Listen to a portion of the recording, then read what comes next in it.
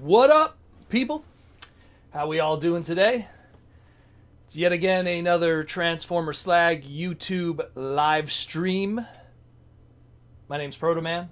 For people that are here for the first time, this is the mug that you see when you have to hear all this craziness talking about robots that turn into thingamajigs. Glad to see everyone's here this evening. World is going on in a crazy place, so I figured, why not come chill, talk about robots, and forget about all the crappy stuff that's going on in the world right now. So, we're going to cover some news, some of the news that was happening this week. We'll cover some new stuff, some new news that will just, some new images of stuff, this and that I don't think has hit the news websites yet. We'll cover some cool stuff that I got in the mail from a fan. Really cool stuff that I really appreciate. Aaron Archer's in the chat today. Ninjatron. Who else is here? Jason's here. Bunch of people. And yeah, we'll just have a nice little chill stream today, Saturday night. And just relax. Chillax. So let's jump into that, shall we? So, first piece of news that I want to talk about. And it's not all stuff that I covered this week because there was just so much, so I figured I'd parse out some different things here and there. So first piece of news, we did talk about it this week, but I want to cover it again. And it's the Walmart listings that we saw recently by JT Prime of a future Studio Series 86 Voyager class Wreck-R and Sweep. And there were some really good ideas that people were talking about since that news had broke about justifying a Voyager class for something that really historically has been a deluxe up to this point.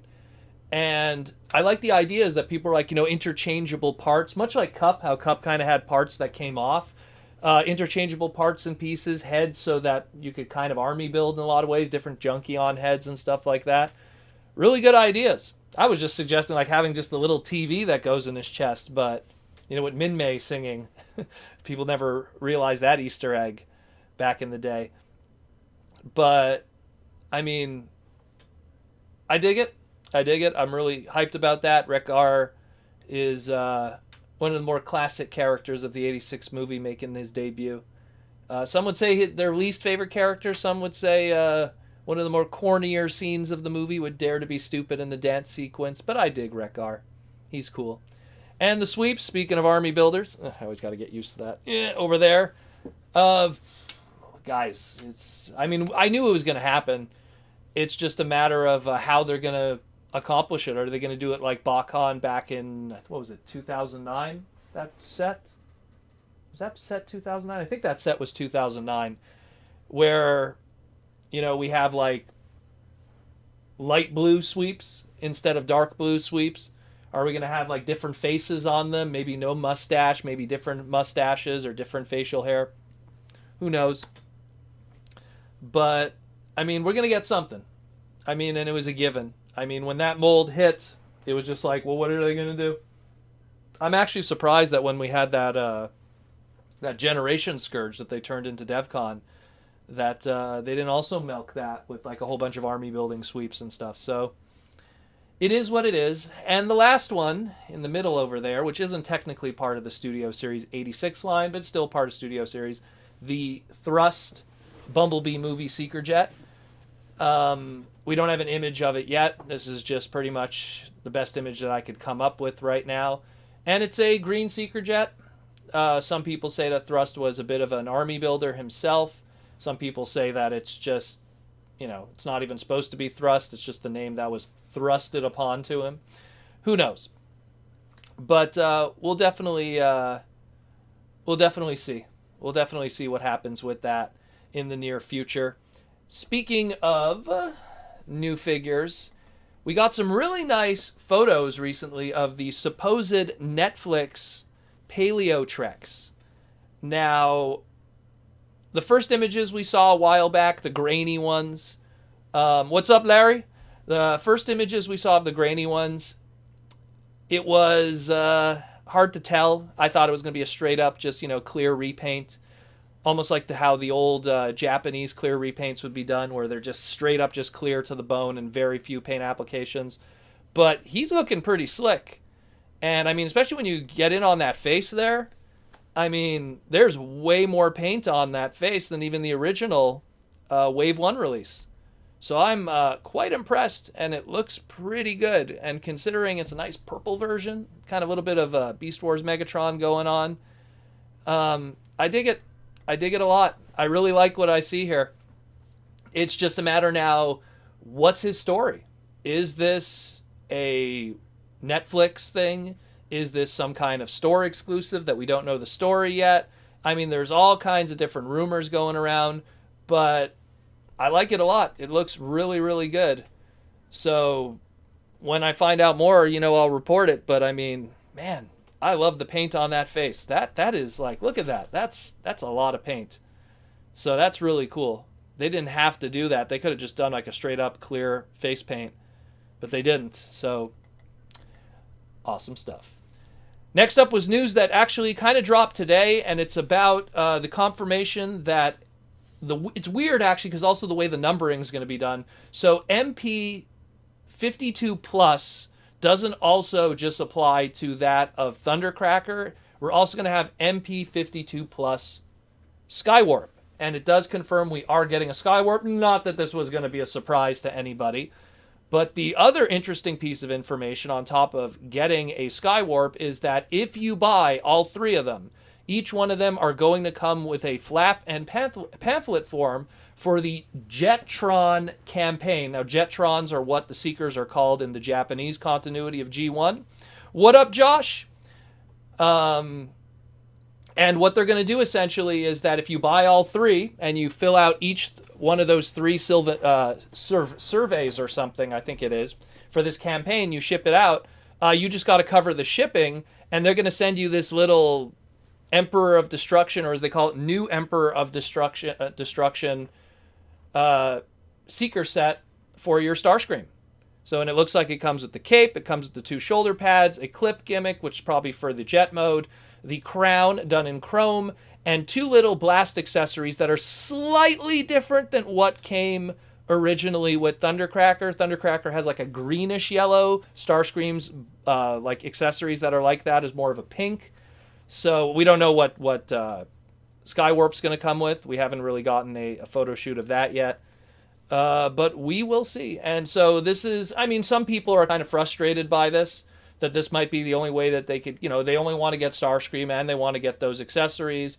And they look back at the old MP11, which had everything in one. If you go back after we're done our stream, I did a really good, watch the segment that I talk about this, because I also talk about the history of all the Coronation Starscream figures that we got throughout the years, all the King Starscreams. And I kind of go through it and everything, and how there really wasn't that many, but the ones that did come out were always pretty pricey stuff, whether it be price points or otherwise. So, there was that. So if you want more information, again, I did a segment just today about it, and it's pretty interesting. So next up, we have the Transformers Authentics line.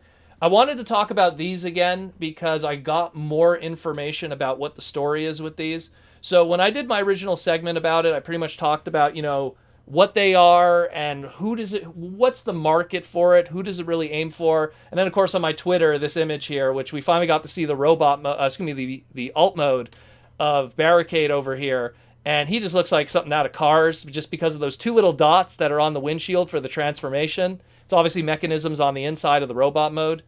It ends up making it look like 2 eyes, and I can't unsee that now. It looks like a character from Cars.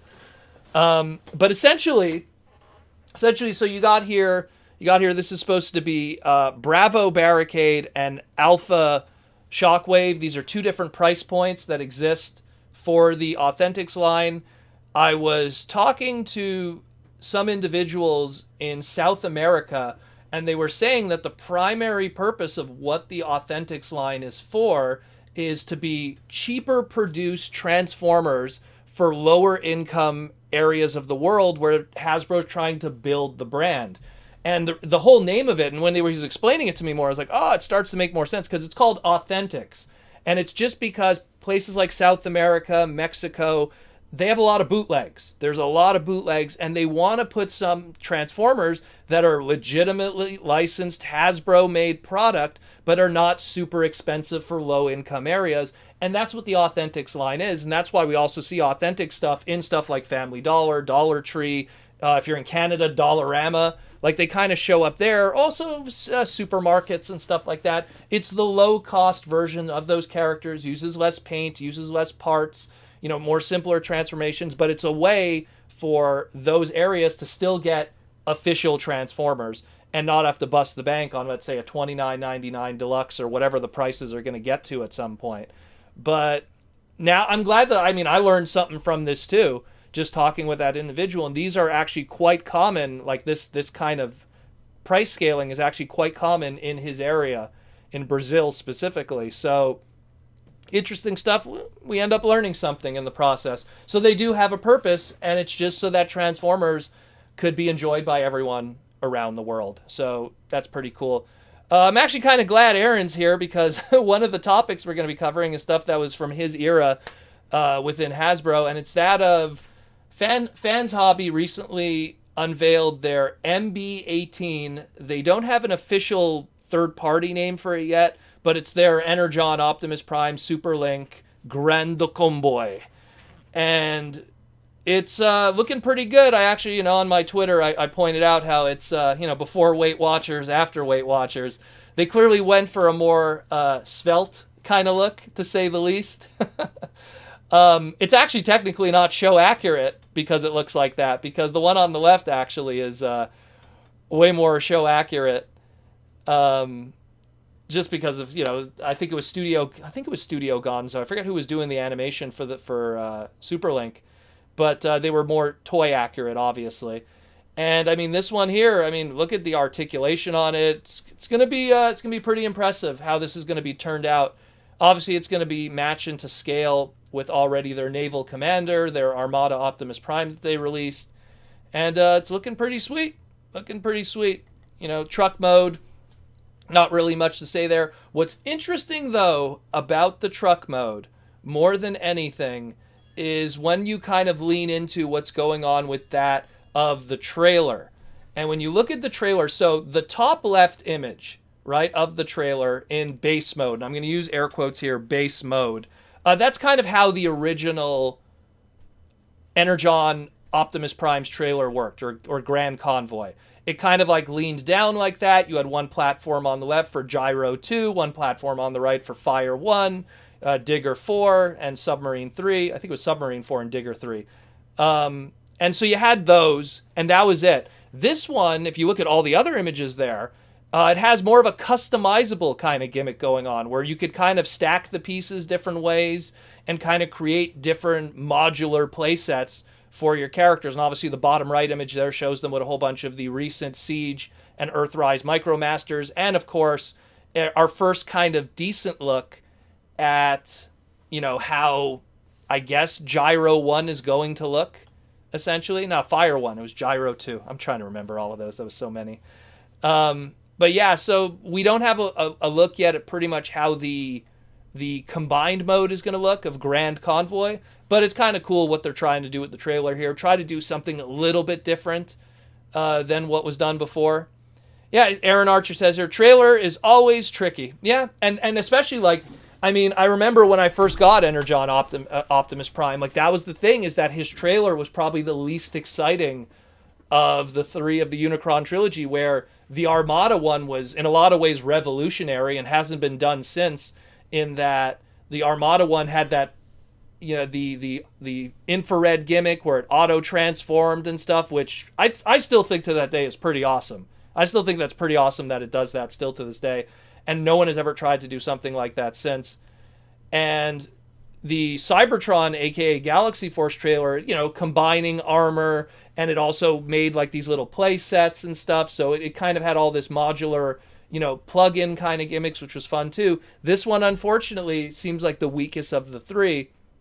But at the end of the day, this company's trying to figure out something with it, and it's one way to tackle it, to give people a little bit of a mix up. It's kind of a shame, Aaron. I should have. We'll do something in the future where we'll talk about Energon and stuff like that. We never got to that era when we were talking about like the history of Transformers and stuff with you. We'll get around to that one day. We'll do a nice little segment where we'll talk more about the Unicron trilogy and beyond. Next is something that I didn't really want to cover on the news because I was questioning its validity, and it was that of this leaked image from a Chinese message board of a future movie masterpiece, Bumblebee movie Optimus Prime.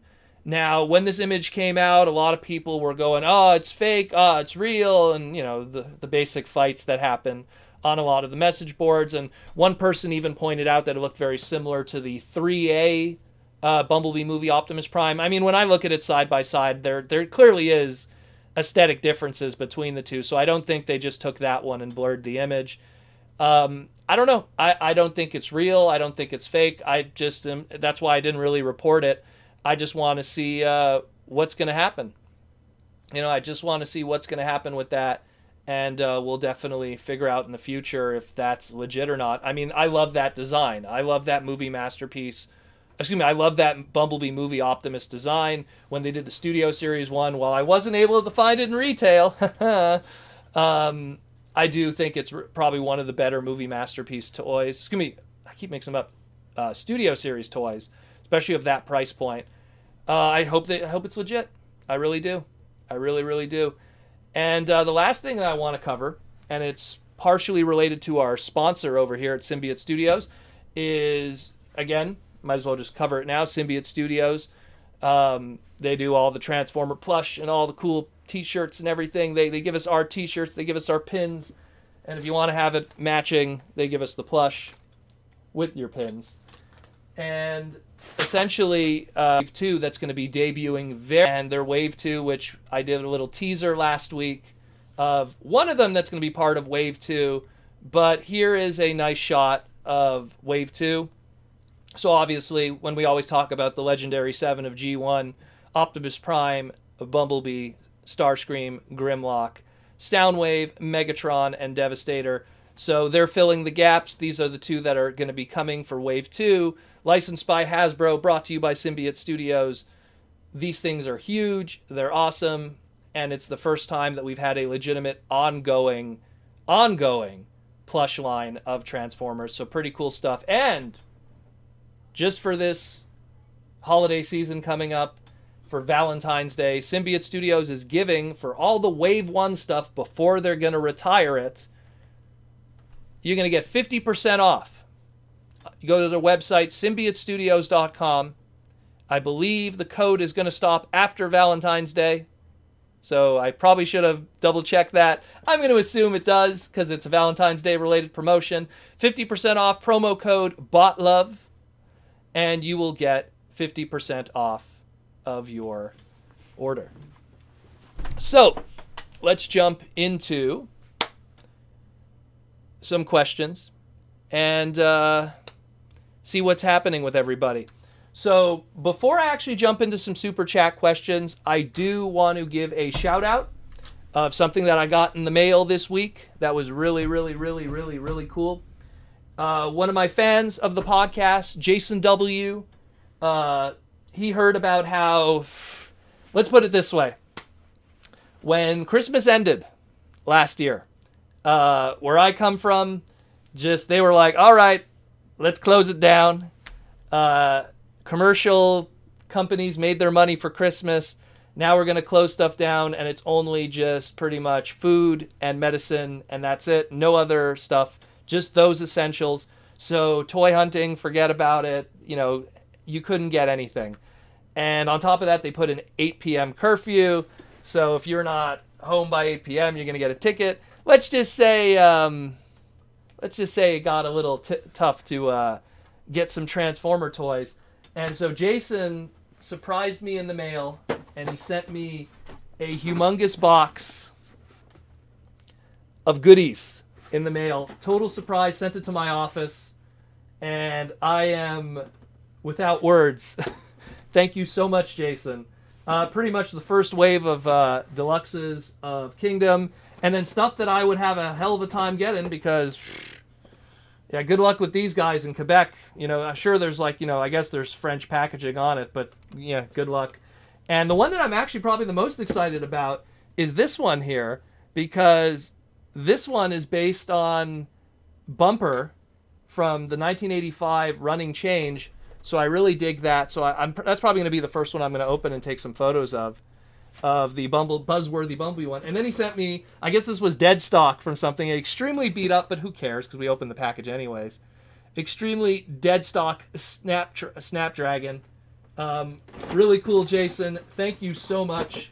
Again, Cheetor, Black Arachnia, Paleotrex, and the Warpath. Kind of curious about Warpath too, how he's going to look. But that's really awesome, bro. So cool. Surprise. I was like shocked when I saw it. I opened up the box and I was just like, damn, son. Damn. That is really cool. That is really cool. I am so great. Thank you so much for that. And there's going to be a lot of photos on Instagram in the future and on the Twitter of these guys. I'm going to crack them open and do some nice comparisons with stuff like that of all the different things. But so that's awesome, brother. Thank you so much. Thank you so much. That is so cool to see that kind of stuff.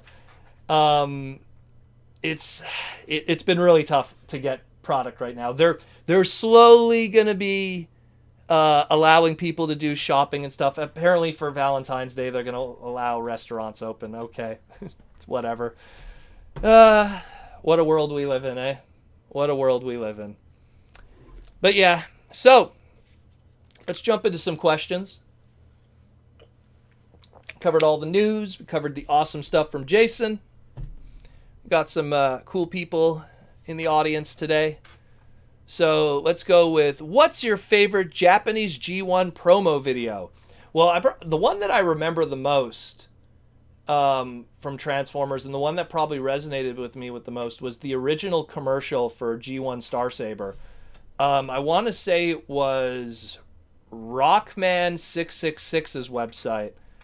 And it was just something that he had all these, like, anyone who remembers Real Player, it's like no one uses that format anymore. RM and I think it was RA was for audio. Real Player, he had a whole bunch of commercials, and I remember seeing the Star Saber commercial, and it was like it flew in and then it transforms and it shows the Brainmaster gimmick, and I was just like, I gotta own that toy. And this was like 1997, I want to say. And that one just resonated with me. But I mean, all of those Japanese commercials with the stop motion that they would do, I mean, so good. So good.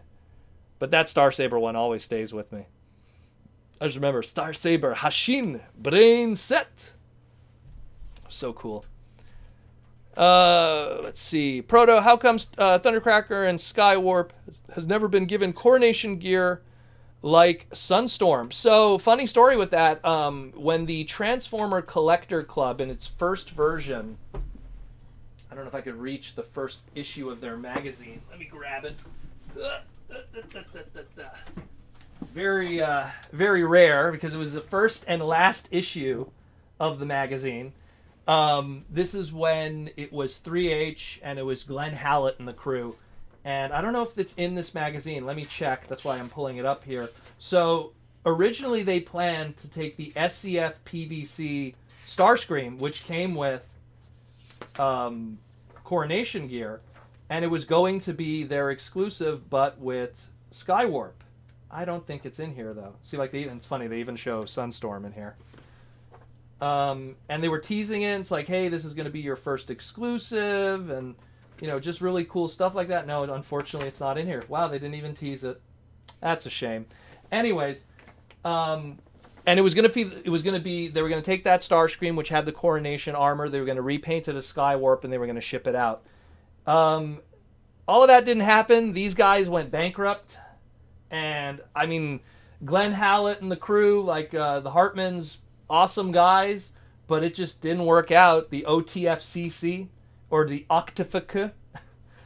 And this was the first and only issue. And then I was getting in the mail a whole bunch of bankruptcy letters from lawyers and stuff. And imagine when you're, I think I was 21 at the time, when you're getting that in the mail and your parents are just going like, whoa, what is this? And it's like, if I want to get my money back for joining the club because they're going bankrupt, I have to like show up and stuff. So But yeah, there was a time when they were going to do like a coronation armor thing for Skywarp. They never did one for Thundercracker, but they at least were kind of going to do one. There's images somewhere online. There must be of what was going to be that Skywarp. It's the SCF PVC Skywarp. It was going to be the OTFCC Club exclusive, the very first one, and all of that just didn't happen, and it kind of sucks.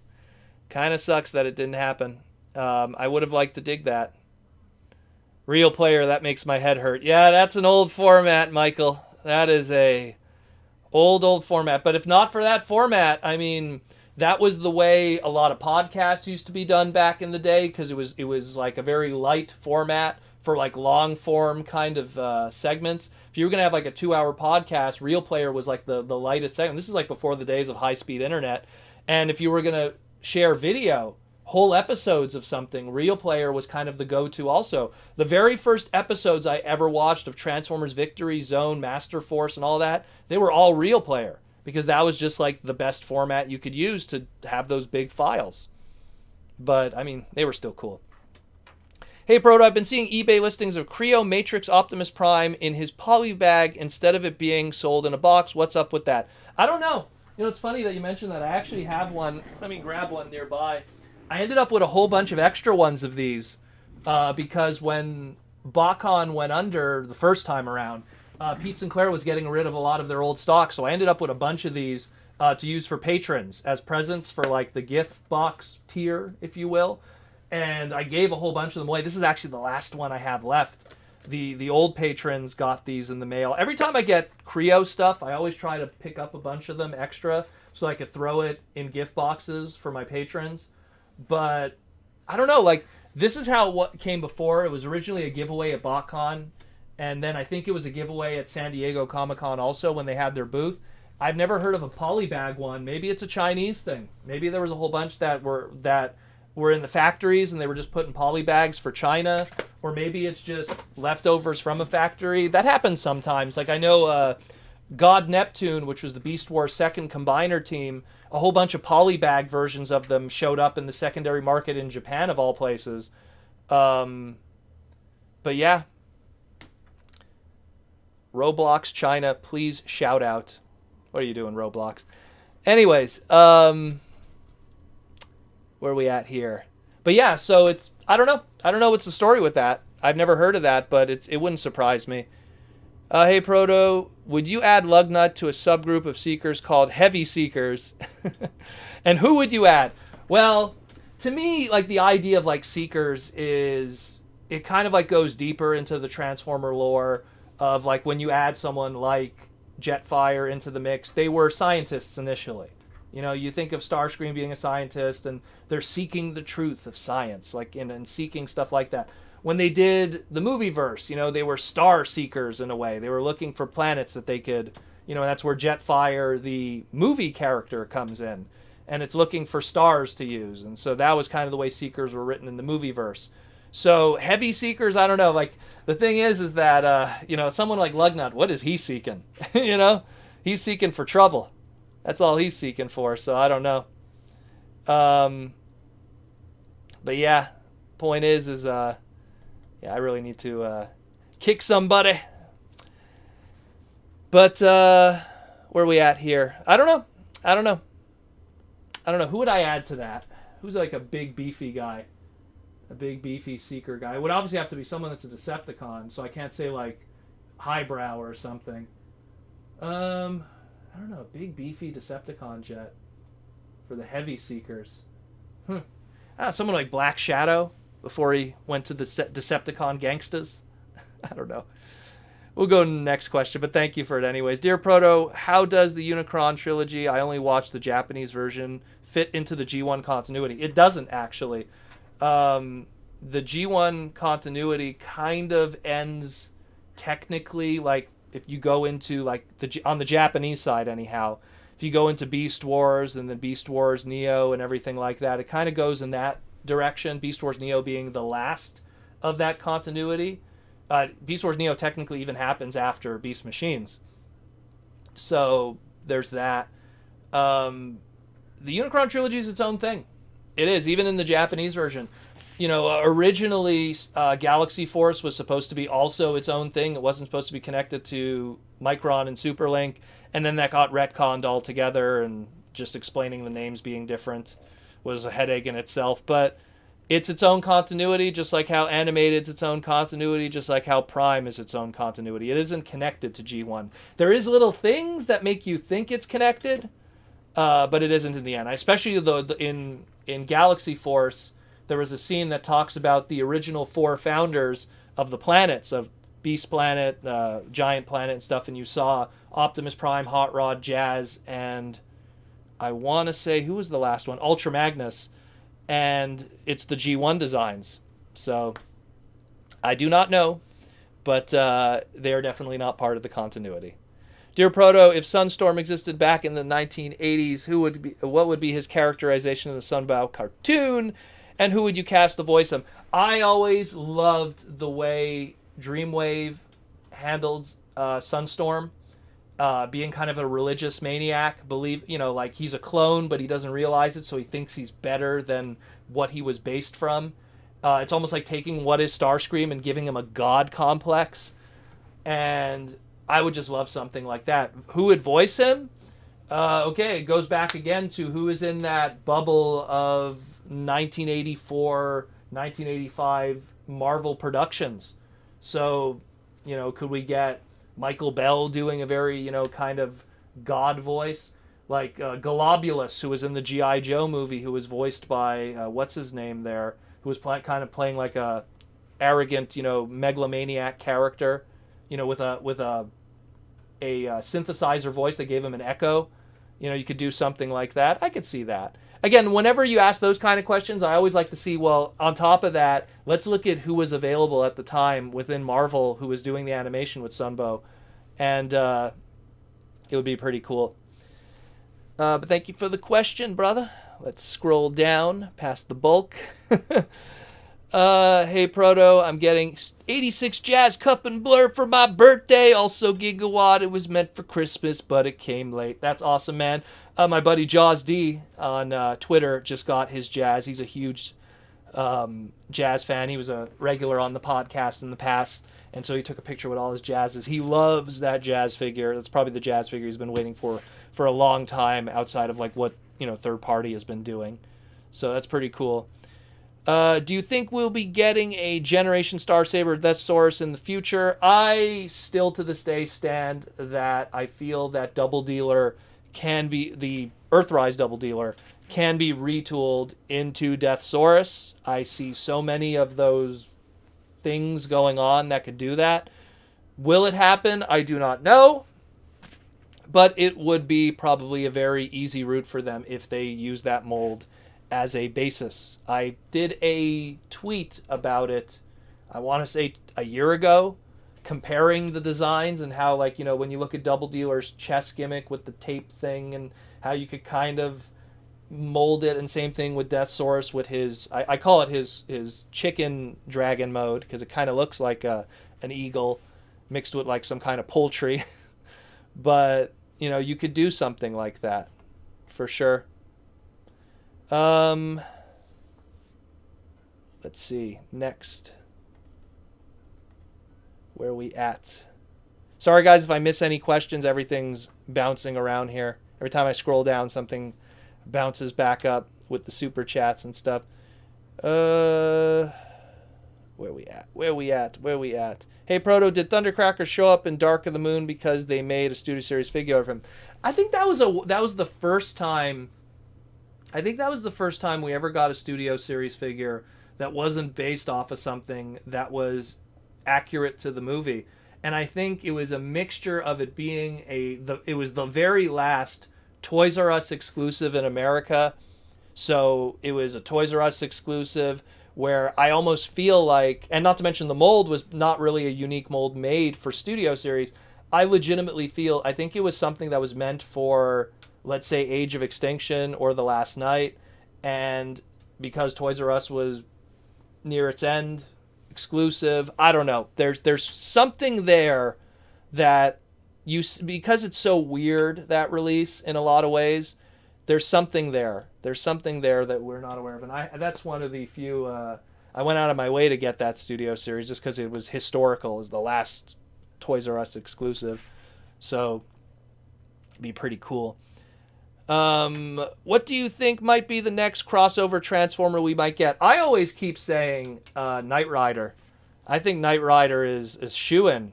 Like, you get Kit, you get Michael Knight, little mini Michael Knight figure, transforming Kit. People will eat that up. They will love that. Little David Hasselhoff. Like you could have like even like a glowing light gimmick. Put a little, double pill battery thing going on. Like, people will eat that up. That'll do so well. And in all honesty, I mean, if you want to go the cheap route, just use that, and again, people will hate me saying this, just use that Sideswipe mold again. Retool it again, and you got it. But, I mean, obviously I would love a brand new mold and do something really cool. I'm not feeling that X-Men one. And I would think that I would have been excited for it, but I don't know. That design is just weird. And I would have not thought that they would go with that X-Men design. But they're celebrating the comic book. I believe that was the primary reason, because it was 2001 is the 30th anniversary. 2021 is the 30th anniversary of the first issue of the Jim Lee book, which was the best-selling comic book of all time when they were keeping track of comic books. So we'll see. Hey Proto, why do you think Masterpiece figures are getting so expensive, but they're also very fragile at the same time? Plastics are getting expensive. Japanese market realizing that it's primarily an adult market and thus modulating the price to focus more on that adult market. Although Japan has always been an adult market in a lot of ways for collectibles. As the age demographic starts to shrink for kids, it's a mixture also of how dynamic they are in comparison. I mean, I don't want to make an excuse for Takara, but it's like when you compare, I think it was MP4 Megatron, and you compare it to MP, I believe it's 38 Megatron, I want to say. Could be wrong. They're apples and oranges in terms of engineering and design.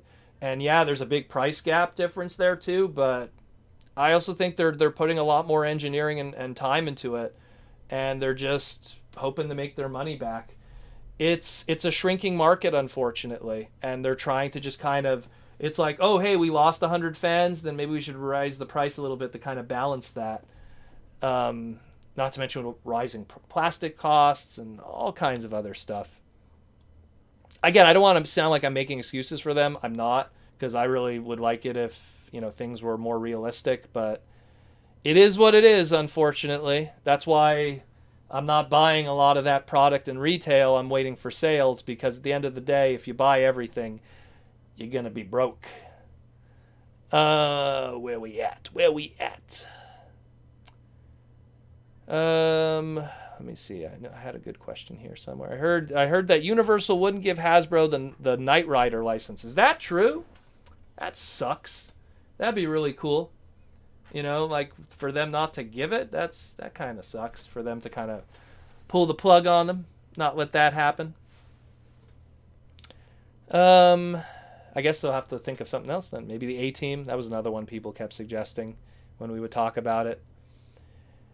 Do you think we will ever get my favorite Predacon, Pterosaur, in Kingdom? Because I hope so.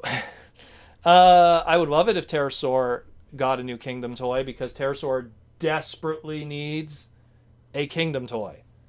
Desperately needs a toy in Kingdom. I don't know why they haven't done one. I think it's just maybe they're waiting for when they'll just have the trademark and then do it. But some people are rumoring that it's a heavily retooled Air Razor into Pterosaur. Some people are saying, maybe if Kingdom does really well, whatever the next series will be, Pterosaur will be in it. I just give me Masterpiece Pterosaur. Obviously I don't think he would do very well in the Masterpiece scale. Japanese don't really like villain characters, and I don't know what the numbers were on Tigatron, but I think Tigatron really is going to be a strong reflection of what they might want to do next in the Japanese market for the Masterpieces, but we'll see. Pterosaur is way more possible for retail, but we will see. Hey, Proto, debating if I should get Studio Series 86 Jazz. Actually, like my reveal of the Shield Jazz better. It's really what you want out of your Transformer. Studio Series Jazz is an extremely show-accurate Fleero Deary design. You know, with the wings hiding and no speakers and stuff.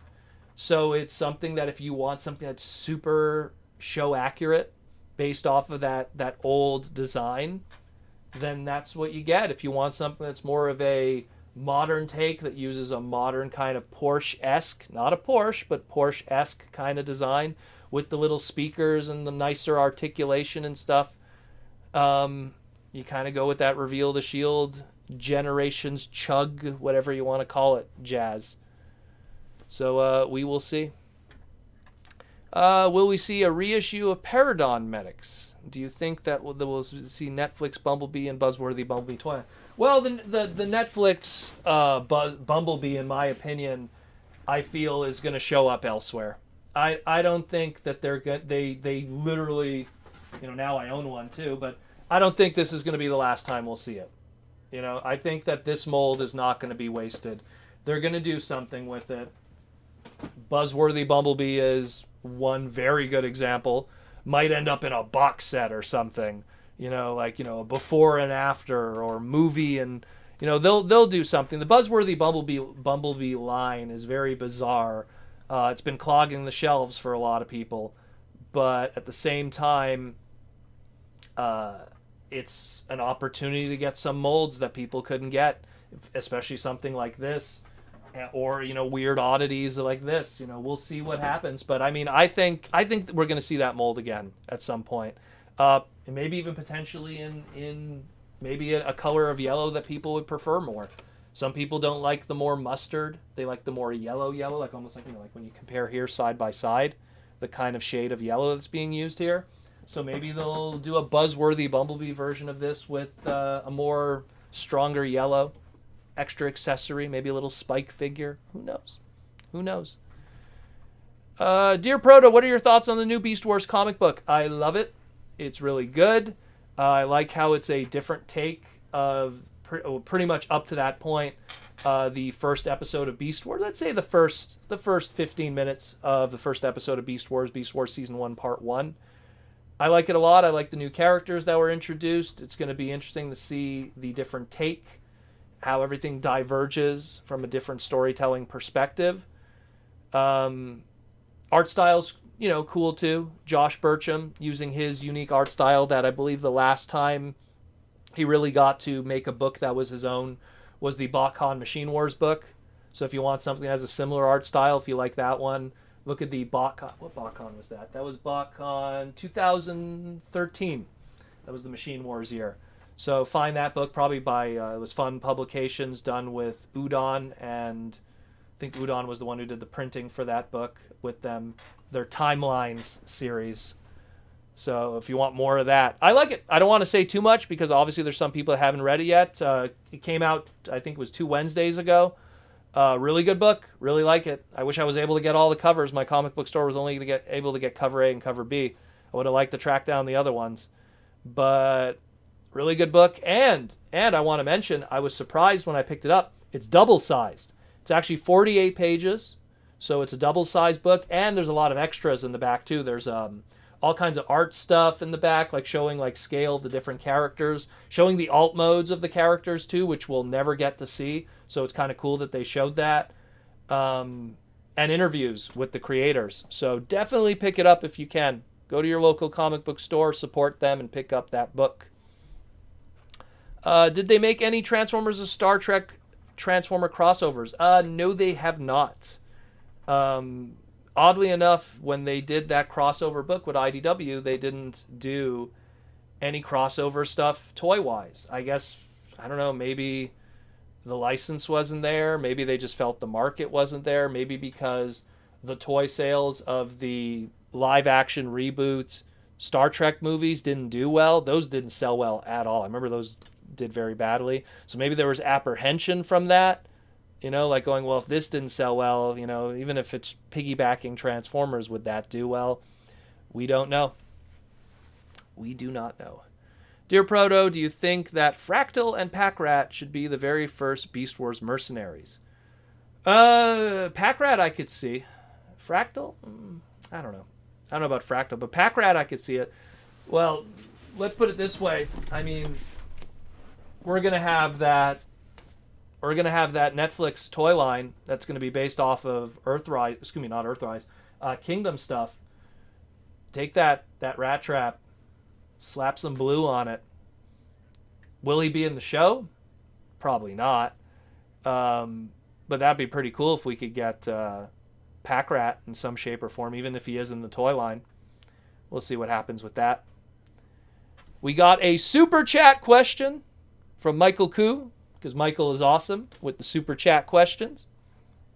And Michael wants to know, Protoman, what's with Beast Wars Megatron's original name? Ooh, I don't know if I want to spoil that.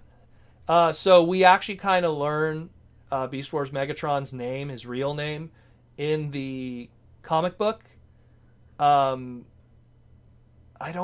I can't really, that's a spoiler for everyone. A lot of people didn't read the comic, I would imagine, no? Like, I mean, if you didn't pick up the book yet. So there's I don't know if I want to say it. It's, meh. So his name doesn't really pull from anything in Transformers lore, I'll say that much. It's an original name made for that character. I don't know where the decision came from to give him that name. Was it Hasbro high-ups that wanted that? Was it the writers that wanted that? Was it IDW? But the name doesn't pull from anything. I'll say that much. It's not like, oh, that's a throwback to this or that. It's kind of its own thing. But thank you, Michael, for the question. A little bit of a dicey one because a lot of people... Again, guys, go out and get that book. It's a really good book, and it's a double issue, so 48 pages, nice thick comic book. You know, a lot of extras in the back, a lot of good reading material. Very well done. If you are a fan of Beast Wars, you have every reason to pick up this book. It is some really good stuff. It's and I'm definitely looking forward to the future issues of it. And hopefully the sales are good and they'll continue doing more Beast Wars. And let that be a stark reflection of what should be coming in the future for the brand in a lot of ways. But thank you, Michael, for the question. Steven wants to know, Steven, one of my YouTube members with his cool Sideswipe G2 logo next to his head. Do you think we will ever get Turbomaster, Hyperdrive, and Thunderclash? Thunderclash, unfortunately, we don't have the trademark. We had it at one point. We don't have it right now, which that's the first problem. But there was one point where I imagine the last time we had like anything like Thunderclash, we had that homage in Transformers Prime. It was a repaint of Optimus. I'm looking at it right now. It was that Commander class. It was part of their their smaller ones because you have like Cyberverse and you had they were called Legion and Commander. So the Commander class Cyberverse scale, man, I hate it when they reuse names and it conflicts with everything. For Transformers Prime, and it was part of the Beast Hunters line. They did a Thunderclash homage, and then of course when you think of the BotCon one, which was using Energon Rodimus, but that was back in 2009. So that was a while back. So it's something where if they get the trademark, they'll consider it for sure. They have to do something with it, and that's an Optimus repaint. You know, if you're doing a repaint, like you got your Shattered Glass, you got your Nemesis black repaints. You could do like Ultra Magnus repaints. You could do Powered Convoy blue repaints. When you have Thunderclash, now you could retool ahead and change a body, and you get a Thunderclash repaint. I would like it because I love the UK characters, because all of those UK guys, they're all back there. They all came out here in Canada. I don't know why they came out in Canada. Maybe because they had French packaging on them too, and that was probably the primary reason why they came out here. So I have a huge childhood connection with a lot of those. Those came out around the same time as Power Rangers. So we were picking up a lot of those instead of Power Ranger toys, which were tough to get in 92, 93. But yeah, For sure, I think at some point they're going to come up. I think they will. You know, you can't do the same Optimus, Bumblebee, Megatron stuff characters forever. They still will, but you're going to put some fresh faces sooner or later, and some fresh ideas. Crumplezone asks, do you like Transformers? ER. I'm going to assume Earthrise. I don't have a lot of it. I have this and that of Earthrise. Certain ones, this and that. Too expensive.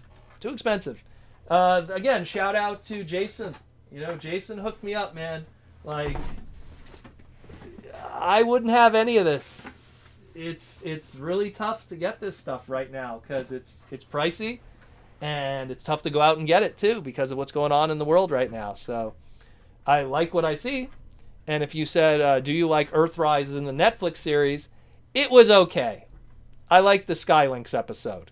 That was a good episode. The rest of it was kind of by the numbers in terms of writing. Hey, Proto, just got my hands on Kingdom Primal. What are the odds that it will be retooled, repainted into a Bigfoot Transformer? Now, I think they're going to do... they're going to probably do a Burning Convoy repaint at some point. Probably be a Hasbro Pulse exclusive, so we'll get a red repaint out of that. Maybe Rasta Convoy. Oh man, you can't really see Rasta Convoy, but the Universe 1.0 brown repaint of Optimus Primal done in like the Rastafarian colors, which was really cool. That's what me and Wendell always called it, Rasta Convoy. There's a few built-in repaints with that. Maybe they retool it like crazy. Give it a new face and a shiny butt, and you could get Baboom, get the mandrill out of it. That'd be kind of cool. I'd dig that if they did Baboom. You know, that would give us one of those old non-show character Beast Wars characters outside of Apache from Beast Wars 2nd. That'd be pretty cool.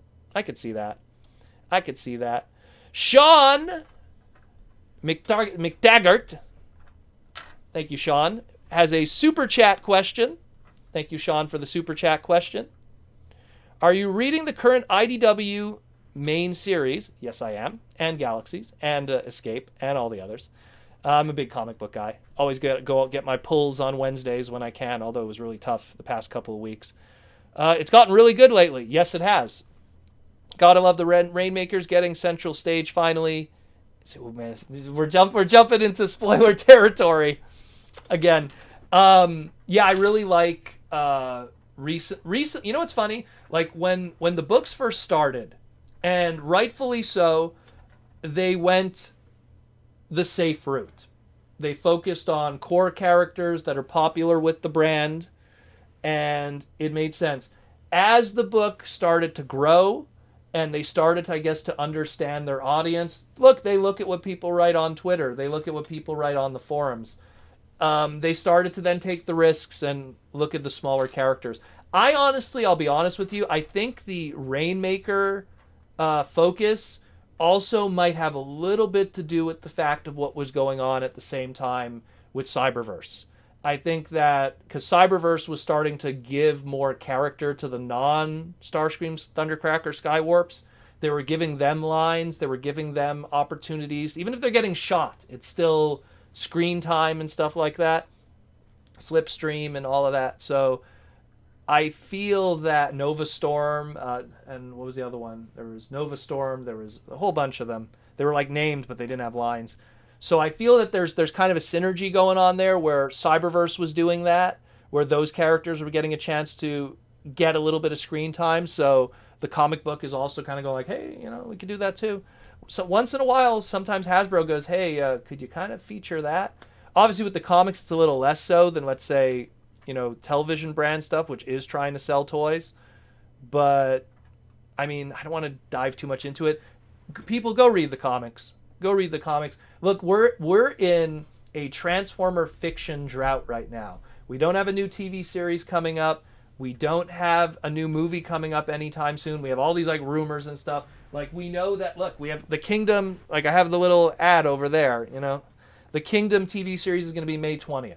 Still a while away. There's still snow on the ground where I am. By the time May rolls around, we won't have snow. I hope. Welcome to Canada. But, we have this drought right now. So if you want to enjoy new fiction content of Transformers, go out and pick up those books. Get that Beast Wars book. Get those G1 books. There's a lot of good stuff from a lot of good creators out there. So check it out. And again, if you like obscure characters, the later stuff that's going on with Galaxy, Escape, and the ongoing, some good stuff there. Some really good stuff there. Thank you for the question again. Sean, that's a good one, man. I just wish I could have dived in more, but we got 100 and what are we at here? 150 people watching or something. They never give me the right numbers here. It always fluctuates. I don't want to spoil, People should go pick up the books, support the comics, and keep it going. Thank you for the question.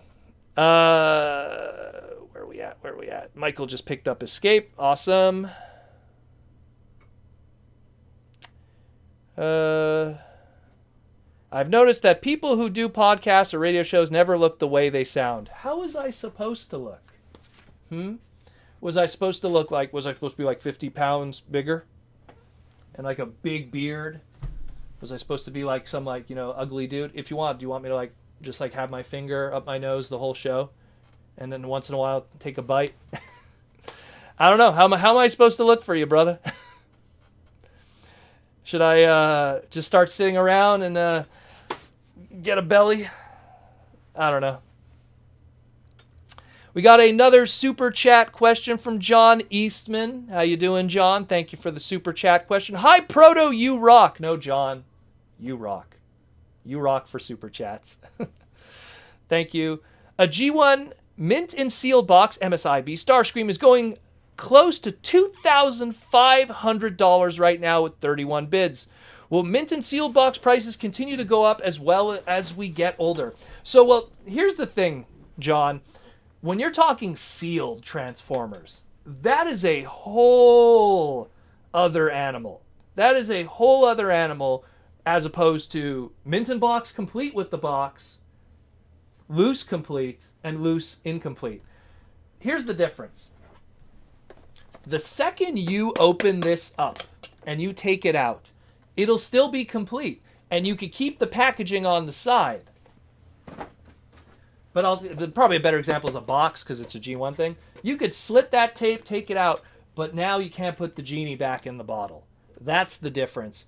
And for stuff like Generation 1, where here's a reality. People bought it, people opened it.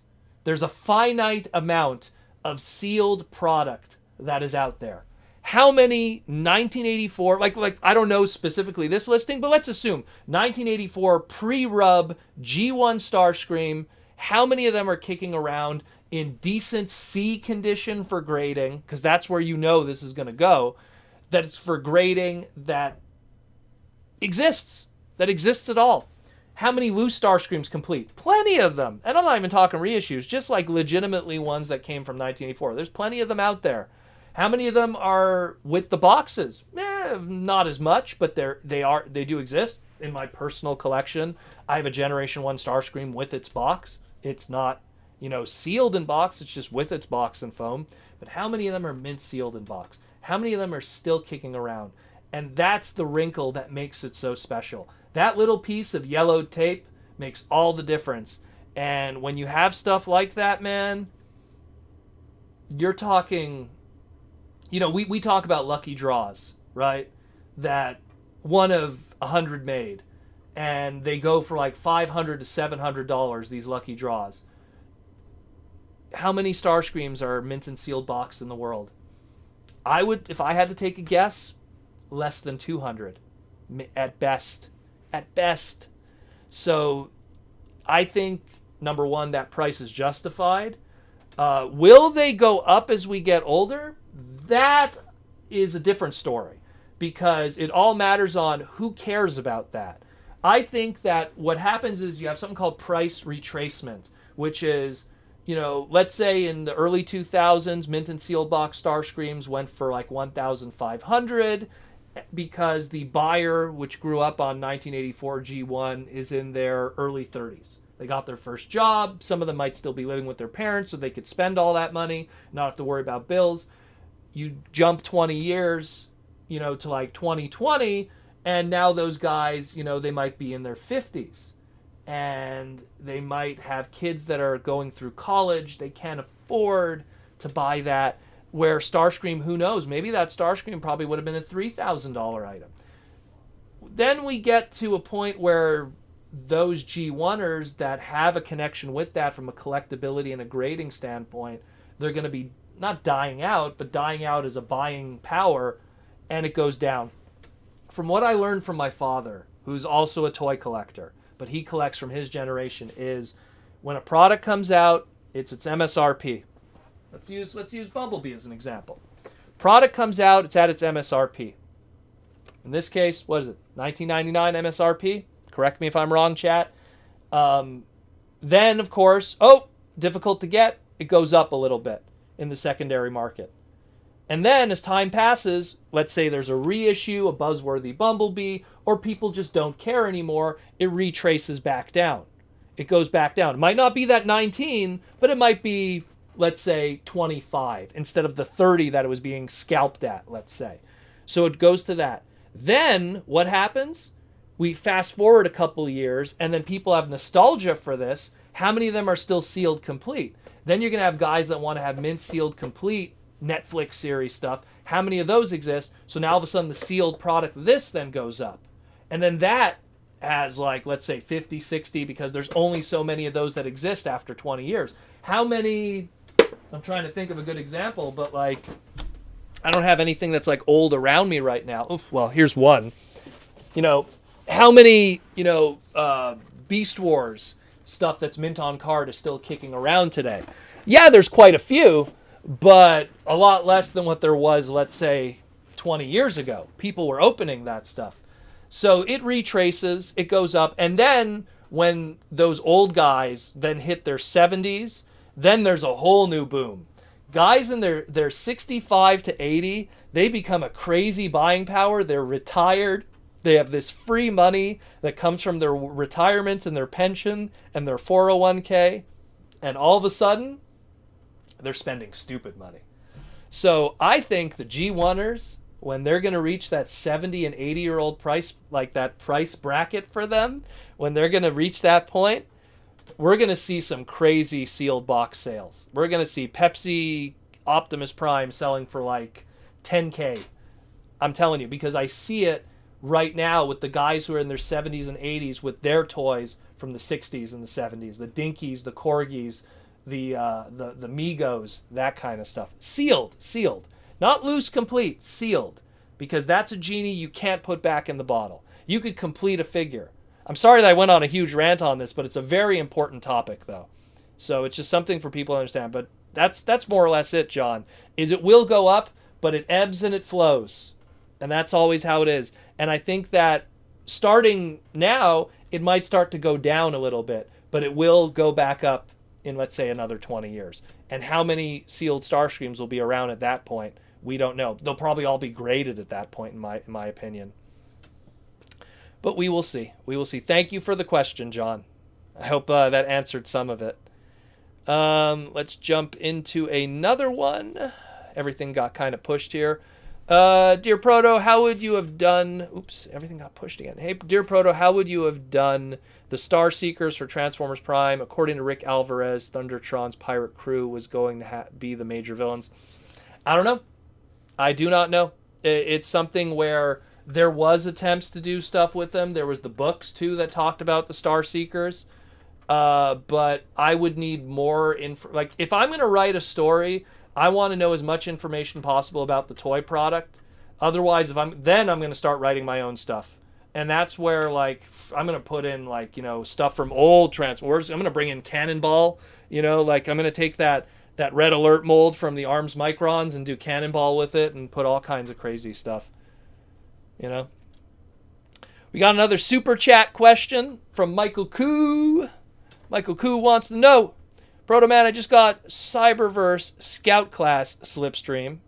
Why didn't Hasbro retool the face and give her a character female face? Oh my god. That was one of the very first Cyberverse Scout classes I got. And I was so disappointed the fact that they don't have proper alt modes. I think it's just they just didn't see the value in it. I firmly stand by that Cyberverse was kind of this like redheaded stepchild within Hasbro's development. there just wasn't enough people, or maybe not, there wasn't enough people standing behind it in Hasbro, but it's just there wasn't a push there for it. Was a lot of product that was more aimed at a younger audience, a lot of gimmicks, a lot of one steps, non-transformations, stuff that half transforms, that have to house a spinning gimmick or a flip out weapon instead. It's a shame because I love Cyberverse, and the deluxe price point is really giving us what we want, that we've wanted all this time. But I feel that they tackled it in a very weird way, that I fear that when we are done with Cyberverse, whatever the future might be for whatever the next series is, might have a similar kind of rollout, you know? So we'll see what happens. I mean, look, we have those 2 TV movies coming. We'll see what happens with those. We'll see how those deluxes are handled. And hopefully we'll get good product. I mean, we still haven't gotten a decent Shadow Striker. Think about some of like the main female characters in that show. Shadow Striker didn't get a decent toy. She had like that Ultra class, and then she got that little Scout that doesn't even transform. Like no one, like some of them, like, and Windblade has tons of toys, but none of them are good. Why didn't she get a deluxe? I still don't understand that. I still don't. And she's practically like the star of that show, if you don't count Bumblebee. She really is. Anyways, I always go on a rant with that because Cyberverse was done dirty. That's what I always say. But thank you. Dear Proto, would you like to see Dalmatian Grimlock appear in the current Beast Wars comic book? I would love to see tons of non-show characters. Personally, the way I would like to do it is they already have the new characters in Nyx and Scold.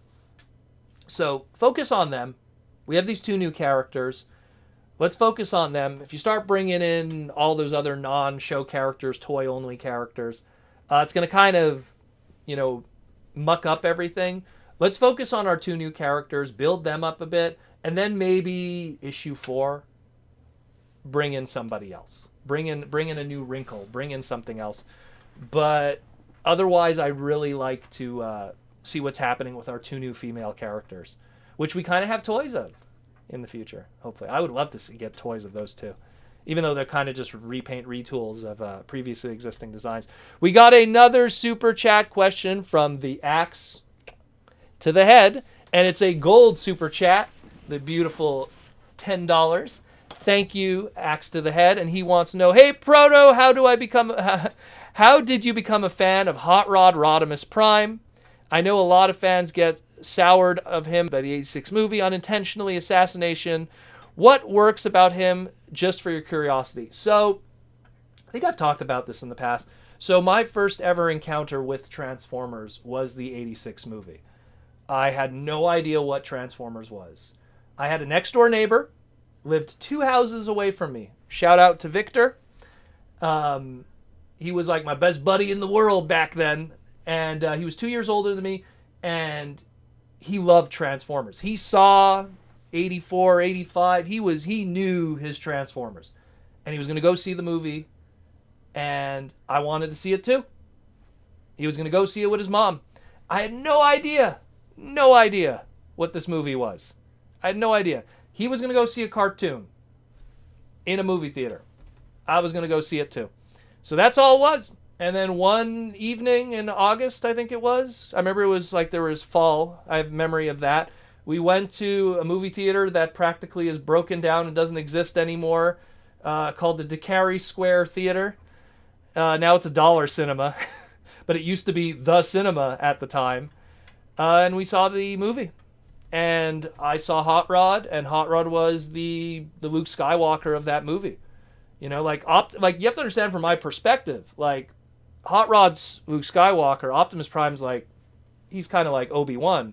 You know, he's going to be the old guy who dies, you know, and passes on stuff. So I loved Hot Rod, and I just liked his design. I liked that he was a sports car. I thought he was cool. You know, everything that he was meant to be. Years later, getting into the online fandom, 95, 96, 97, revisiting all of that, reading comic books that had Hot Rod in it, reading manga, Japanese stuff that had Hot Rod in it, and really appreciating that character on a whole other level. Was he kind of Garbo in season 3? I'd agree with you. Is he kind of the blame for the death of Optimus? From one perspective, I would think so. I won't disagree with that.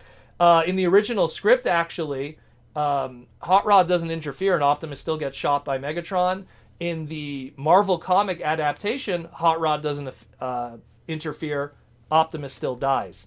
So, is it really his fault one way or another? But I love the character. I love the design. I always keep an awesome, G1 Hot Rod nearby on the desk. I even have my beautiful Fluoro Deary designed one. That's my top of all my little favorite things in the world. Protoman stuff, everything. I keep my Fluoro Deary statue of Roddy over there too, and of course I have my huge Hot Rod display. Love that character. But I always like those kind of characters, the brash kind of characters. I liked Cheetor. I liked Hot Shot. I like Smokescreen from Transformers Prime. I like those kind of characters because they have that kind of racer's edge kind of mentality, just living life on the edge. And, as a teenager, especially when I was doing street racing back in the day, I identify with that. I do. So I like that kind of stuff. And years later, still my favorite character. He always will be. Forever and ever. Even though Beast Wars is my favorite Transformer series, my favorite character will always be Hot Rod. But thank you for the question, man. Thank you so much. A lot of people... I just want to say another thing, too. Back in the day, when you had Beast Wars was like the newest show, the most hated characters in the fandom was Hot Rod and Wheelie. Those were the two most hated characters. I'd like to thank, James Roberts and people who've written the comics and stuff, and even Simon Furman. People don't hate Hot Rod anymore. They've warmed up to him and liked him as a character much more, and you don't get the hate that he used to. You killed Optimus. You were a terrible leader. There's been a lot of leaders since then, and there's been a lot of people that you could blame for killing Optimus since then. So, things change. Thank you for the question, though, Alex. Axe to the head. Gold tier. Awesome stuff. Hey, Proto, will we see reissue of the Ratchet and Lifeline 2-pack eventually? It is currently unavailable for a long time now. Oof. I don't know. That's something that if they want to do... See, because the problem with that is that's the Amazon stuff. I don't know if they're going to be doing... restock of that stuff. I don't think has there ever historically been a restock of selling out product like that? Probably not. So that's going to be a tough one. And that's the thing that sucks with a lot of these exclusives, because they're really hurting a lot of people who, if they didn't get it, it's secondary market or bust. So we're in that kind of situation, unfortunately.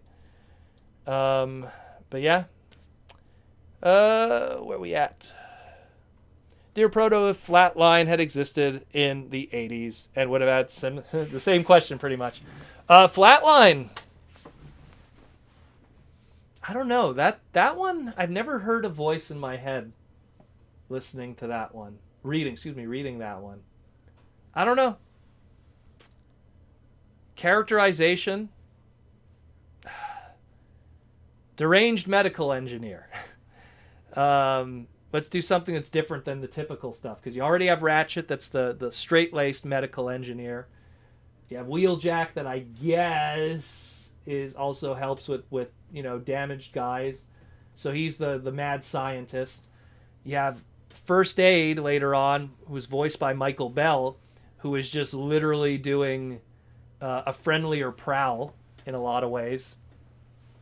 More like upbeat friendly. And I don't even say Prowl. I want to say more of a friendlier Sideswipe.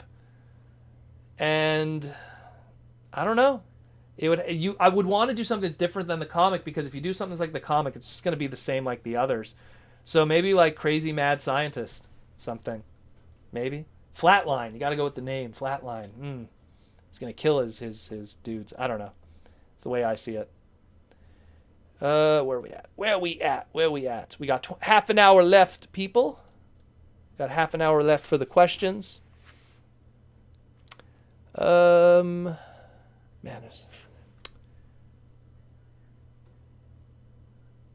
where are we at here? Transformer, yeah, see, Transformer Deviation shows what would have happened if Hot Rod didn't interfere with Optimus. That book is terrible. It is a terrible book. It is written by a guy who pretty much hates anything after 1985. And I mean, I don't want to bash the guy, but he's not exactly someone that's well versed in the Transformer lore, so to speak. He's what I call an 84-85 fan, which we would joke about this in the fandom a lot. 84-85 fans are like the scene where Starscream throws Megatron out of the shuttle in the 86 movie. To them, that's when G1 ended. Wanna bet Starscream? And that's when G1 ended for me. That's what those guys are. They don't want anything to do with 86 product or beyond. What's a pretender shell? You know, like they were Beast Wars, truck not monkey. Like, so he kind of falls into that where it was the Hot Rod hate show, but he didn't really like Ultra Magnus either, and forget RC, and Blur is kind of, it was all like, yeah, man, 84-85 guys. Chances are if he would have walked in with that script in Hasbro when they were trying to sell new product, he would have been kicked out. So I don't believe in that book. There's been a lot of other stuff that say otherwise already. And there's a reason why that book never went past its first issue. Because it sucked. I am going to bury that book any chance I get. Hey, Proto, what would you use for a Transformers X Mega Man crossover? Oof, I don't know. I always... That's a scary one for me to tackle because that's one of my other favorite franchises of all time. Like, who do you parlay with that? You know, do you make, like, Mega Man into Headmasters so that he could be a giant robot? You know? Oh, Joseph... I'm just going to cut you off for a second there. We have a super chat from Joseph who's saying 1985 forever. Well, Joseph, that's who you are. And I know Joseph because that's who he is. Thank you for the super chat, Joseph. Going back to Mega Man, they would have to do something to even the scale. So you'd have to do something that's like little Titan Masters. Because they're robots, so they could fold in half and become heads and it doesn't kill them. Titan Masters, Headmasters, Power Masters, whatever you would want to call it, however you want to do the play pattern. I think Headmaster would be the best. That would be the most. And, you know, Dr. Light, you know, works with Wheeljack to create some new technology that creates Headmaster technology so that the Robot Masters that are currently running amok because Dr. Wily is working with Megatron. You know, I'm writing a free script for you here, guys.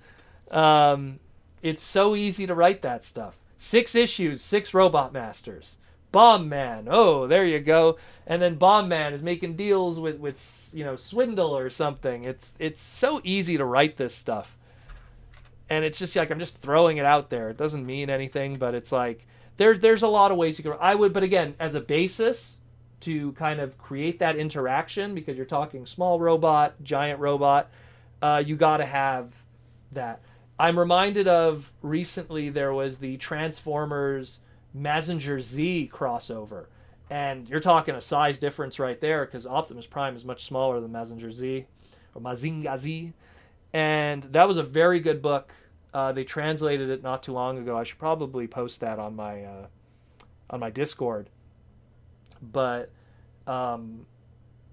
they showed how you could kind of work that out. You got to create that balance there. We have another super chat question. I'll first go into Michael's because Michael's now doing 1996 forever. Well, then he's a Beast Wars boy, and I could stand with that one. That was the year that saved Transformers. And then we got BioLink Master with the super chat asking, "Hi Proto, what's your favorite Hot Rod quote?" Oof. I'm gonna go with "You're gonna ride, Dano, ride in style." Only because I think that, and I posted this on Twitter once, I feel like if you could pinpoint the moment I became a Transformer fan, it was that line. I remember seeing that line, it's like, if you're going to ride any and like, you have to understand, when you look at the beginning of the movie, of the 86 movie, you have like, you see Soundwave transform, but it's kind of like, oh, he turns into a box.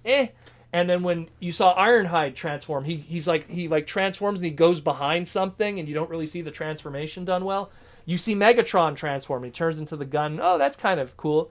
When Hot Rod transforms for the first time, and you don't really see that many transformations up to that point at the beginning of the movie, his was so dynamic. It was like, if you're going to ride Dano, it's like, boo, boo, boo, car, engine rev, hot rodded engine, ride in style. And I was like, oh, that's really cool. And that line, it's like, if you're going to ride, it's embarrassing to say, my old computer, back in the day, my old computer, I want to say like 1998, when you turned on the computer, it would say, if you're going to ride Dano, ride in style. And when you would turn it off, it would say, this is the end of the road, Galvatron. And I remember, because at the time it was a family computer, we shared it. It was annoying to my parents because they wouldn't expect it. Because usually when you shut down a computer, the speaker's still on, it would go, this is the end of the road, Galvatron. And it would be like, ugh. So I had to change that. But Judd Nelson did such a great job with that character, and it's a shame because he was much younger back then, and when he ended up reprising the role years later, he's obviously a lot older. So we'll see what happens in the future. I'd love to see Judd reprise the role again, but not in the confined roles that, like, when he was doing it with the Go 90 network with Machinima, he's in a booth. He has to match lips on the screen. It wasn't really that well done. If he was given that more freedom like he had in Animated, where he's just voicing it and they were going to animate around it afterwards, I think Judd could do a really cool Hot Rod. I'd love to see him come back to the role. Judd, come back, man. Come back. Hey, remember that guy that stood next to you and took a photo and made it awkward? That was me at BotCon 2016. And then I stole your poker chip, and I still have it to this day. It's a true story. True story. I stole Judd Nelson's poker chip from the charity auction / gambling night, or whatever, casino night that we had, with that terrible iced tea, because I didn't realize that iced tea is different in the United States. I'm so Canadian. Where are we at? We got 28 minutes left, guys. How would a Godzilla crossover Transformers be like? The same way that I would do an Ultraman one, because I've always imagined, like, if you did like a kaiju thing with Transformers, I think Ultraman would work better, because Ultraman has a lot of robotic stuff, especially when you get into Ultra 7 and all the kind of robotic kaijus that exist in that one. Like, what's his name there? Big Joe? Not Big Joe. What's wrong with me? Not Big Joe. Oh my God, what is his name? Something Joe. Anyways, you know who I'm talking about. Robot guy. He transforms into, literally, it's a kaiju, 1967. It transforms into separate flying saucers and combines to make a giant robot.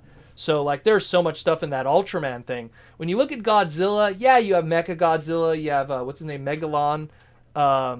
There's not much else outside of that. That's the thing that sucks with Godzilla. So you could do the beast side of it. Oh, you could have the Dinobots fight Godzilla. But here's the problem. Godzilla is huge. He is massive.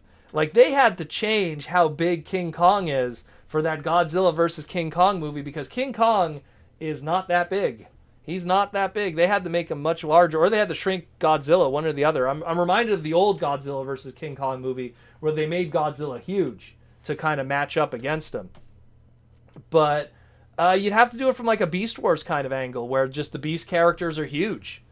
Otherwise, like, the only fair thing is like something like Devastator and Combiners and like Godzilla versus Trypticon, which people have made the jokes.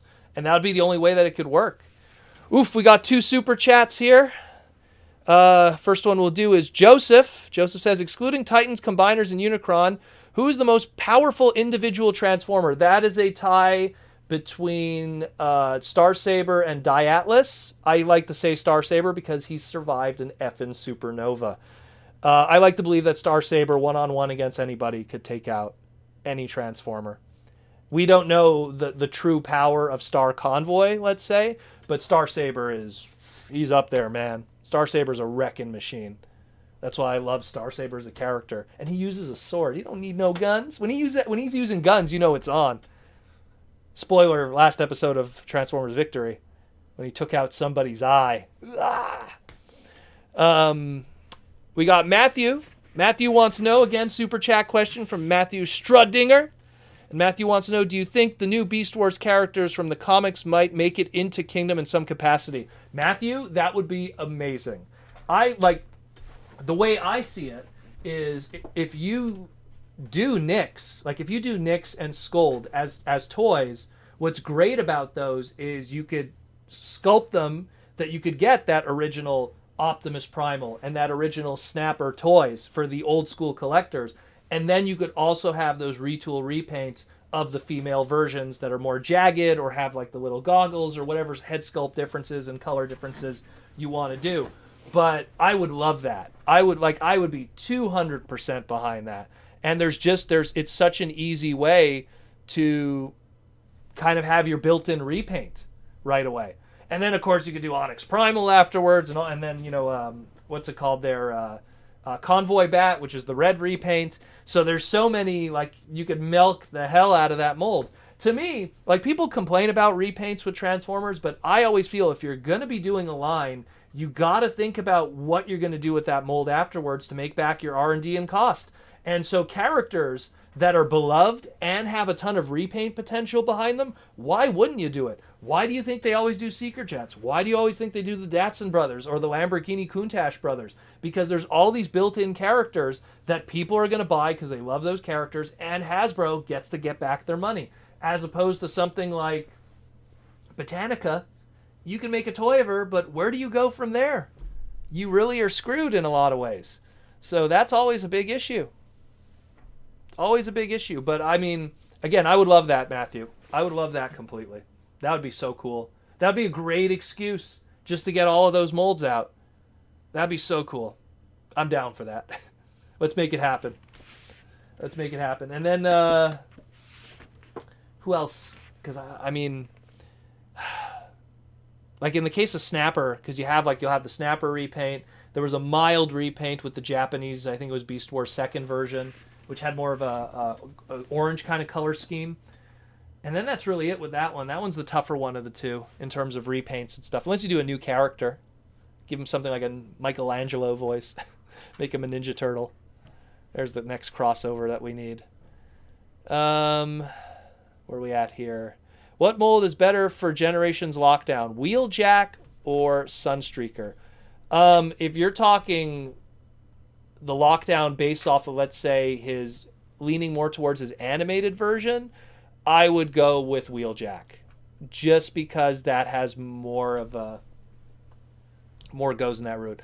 Beast Wars Turtle Megatron from Scorn. That's true. We have that Beast Wars Sea Turtle that was shown to us. But that's like real inside baseball. That's the recent history that we've learned of Beast Wars' lore, that Megatron was going to be maybe a sea turtle at one point.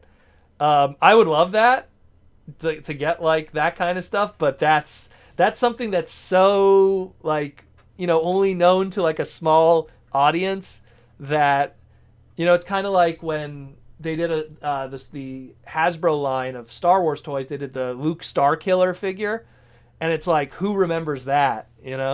What's up, Dogcade? It's one of these things where it's such a small audience that would know that stuff. Such a small audience. But yeah, that's one. That's another one. I guess. Give a Megatron head on it. Little sea turtle. It was like purple, eh? It was like purple and baby blue, the colors on that one. Remember, it had a weird color scheme. But yeah. Hey, Proto, would you like Lio Convoy or Big Convoy to be Ultra Magnus to Primal? I always see Lio Convoy as the typical way that Japanese people write their leader characters in general. Not always, but in general. If anyone watches like the Brave series and the way the leader characters are always written, very stoic, always do the right thing, never go outside the lines. Justice, Senshi. So, like, I see Lio Convoy being that kind of Optimus Prime character, and always that kind of stoic character in general. And as a result of that, like, I don't know. I just and because Big Convoy, like, he's a different character too. Big Convoy is a stark contrast. He's like the one man army, doesn't listen to rules, but yet he's buff and he's big, and so that's why people would make that, you know, that Ultra Magnus connection. And not to mention he had an Ultra Magnus repaint and Ultra Mammoth. I wouldn't use either, to be honest. The Ultra Magnus character in Beast Wars, like out of all the different versions in a lot of ways, and ignore the fact that he was a drunk, is Apache from Beast Wars 2nd. Like, he was the one that's kind of loyal, second in command kind of thing. Like, he's the one who's Baboom in Beast Wars 2nd, that mold. Like, I see him being the Ultra Magnus in a lot of ways. Same thing, like, who's the Ultra Magnus to Primal in Beast Wars? Like, the best you could probably say is Rhinox, but even then, Rhinox is... I wouldn't compare Rhinox to Ultra Magnus. It's not the same kind of character, in my opinion. Proto, who would win, Marvel UK Galvatron or Star Saber? Star Saber. Marvel UK Galvatron is crazy. He's one of those characters that I always feel is like on an adrenaline rush. So even after you rip his arm off, he's still picking at you, you know. And I mean, we've seen. Look, he got killed through very conventional ways that would have hit Star Saber and not killed him. Satellite, you know, beams and all kinds of crazy stuff. Star Saber was in the middle of a supernova. A planet exploded. He was in the middle of that supernova, and he was just busted up and needed some time to repair.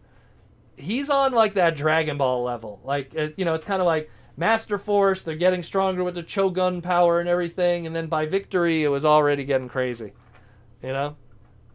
Michael Koo has a super chat question, and he wants to know, Proto, if there is something you don't have an NDA about, have you ever heard if Hasbro has any plans to extend the Shattered Glass line? There's a lot of repaints. There's a lot of repaints to do molds.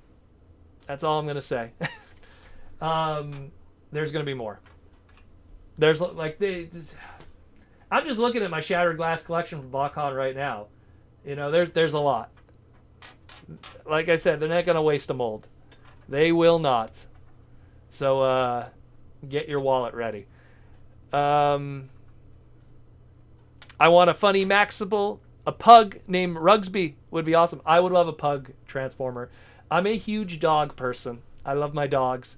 And some of the characters that I would have loved in Beast Wars to be show characters are K9 and Wolfang. And a pug transformer would be amazing. And I would imagine the pug transformer would be like small, like Rat Trap, and would always get at it with Rat Trap, and they would always fight, and that would be amazing. And considering that pugs are known as the fighting dog, he would just be a real dick, and I think it would be great. Now the question is, do you want a traditional pug color, or do you want a what I call a hockey puck pug, which is the black color scheme?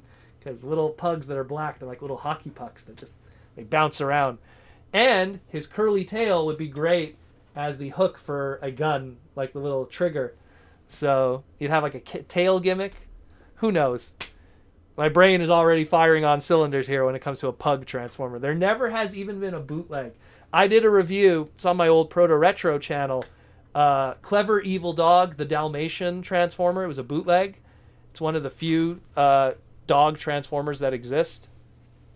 And I love that bootleg just because it's a bootleg. It's a transforming Dalmatian, which is pretty cool. Dalmatian's my favorite dog too. My dad's favorite dog. So, yep. Proto, would Big Convoy be the Stone Cold Steve Austin of Beast Wars? No. The Stone Cold Steve Austin of Beast Wars would be Dinobots. You know, like someone who just don't listen to nobody and has his own honor. You know, like Big Convoy. He still helps out. You know what I mean? He still helps out. He's still someone who, you know, like Stone Cold Steve Austin would have never trained a team of recruits. You know what I mean? He just kick them in the gut and stunner them, and then take a drink of Energon, Yeah. No, but I could see someone like Dinobot more. You have to have someone that's like a little more brutal, but still a good guy, an anti-hero. So like Dinobot's someone that's like a brutal character. Think of like, Guerrilla Warfare, Optimus Primal, season 1 episode. Just like Stone Cold, especially Attitude Era Stone Cold, like late 97, early 98, where he was just the rattlesnake, no pun intended, but yet not Quick Strike, the Cobra / Scorpion. I would see more of that. Hey Proto, if Beast Wars Grimlock shows in the comic, who would you partner? Could work as a partner to rival Dinobot? I could see that. I see, again, like, as much as I would love those characters to appear, and I mean, Beast Wars Grimlock actually appeared in the original IDW mini. I believe he appeared in issue 2, and it was G1 Grimlock. He was even written that way. I don't want to spoil it for anyone that didn't read it. It's a really good book, though. Pick that up. I think it was called The Gathering? I think it was The Gathering. I have the trades there, too. I think it was called The Gathering. No, maybe it wasn't The Gathering. Could be wrong. It's been years since I read it. But I would love it if he's there, but it's just, I feel that he would distract right now from what's going on. And considering from what I heard, it's going to be 12 issues, a maxi series. I want to make sure that all 12 of those issues are really used to develop those characters. Dinobot 316 says, I just whooped your skid plate.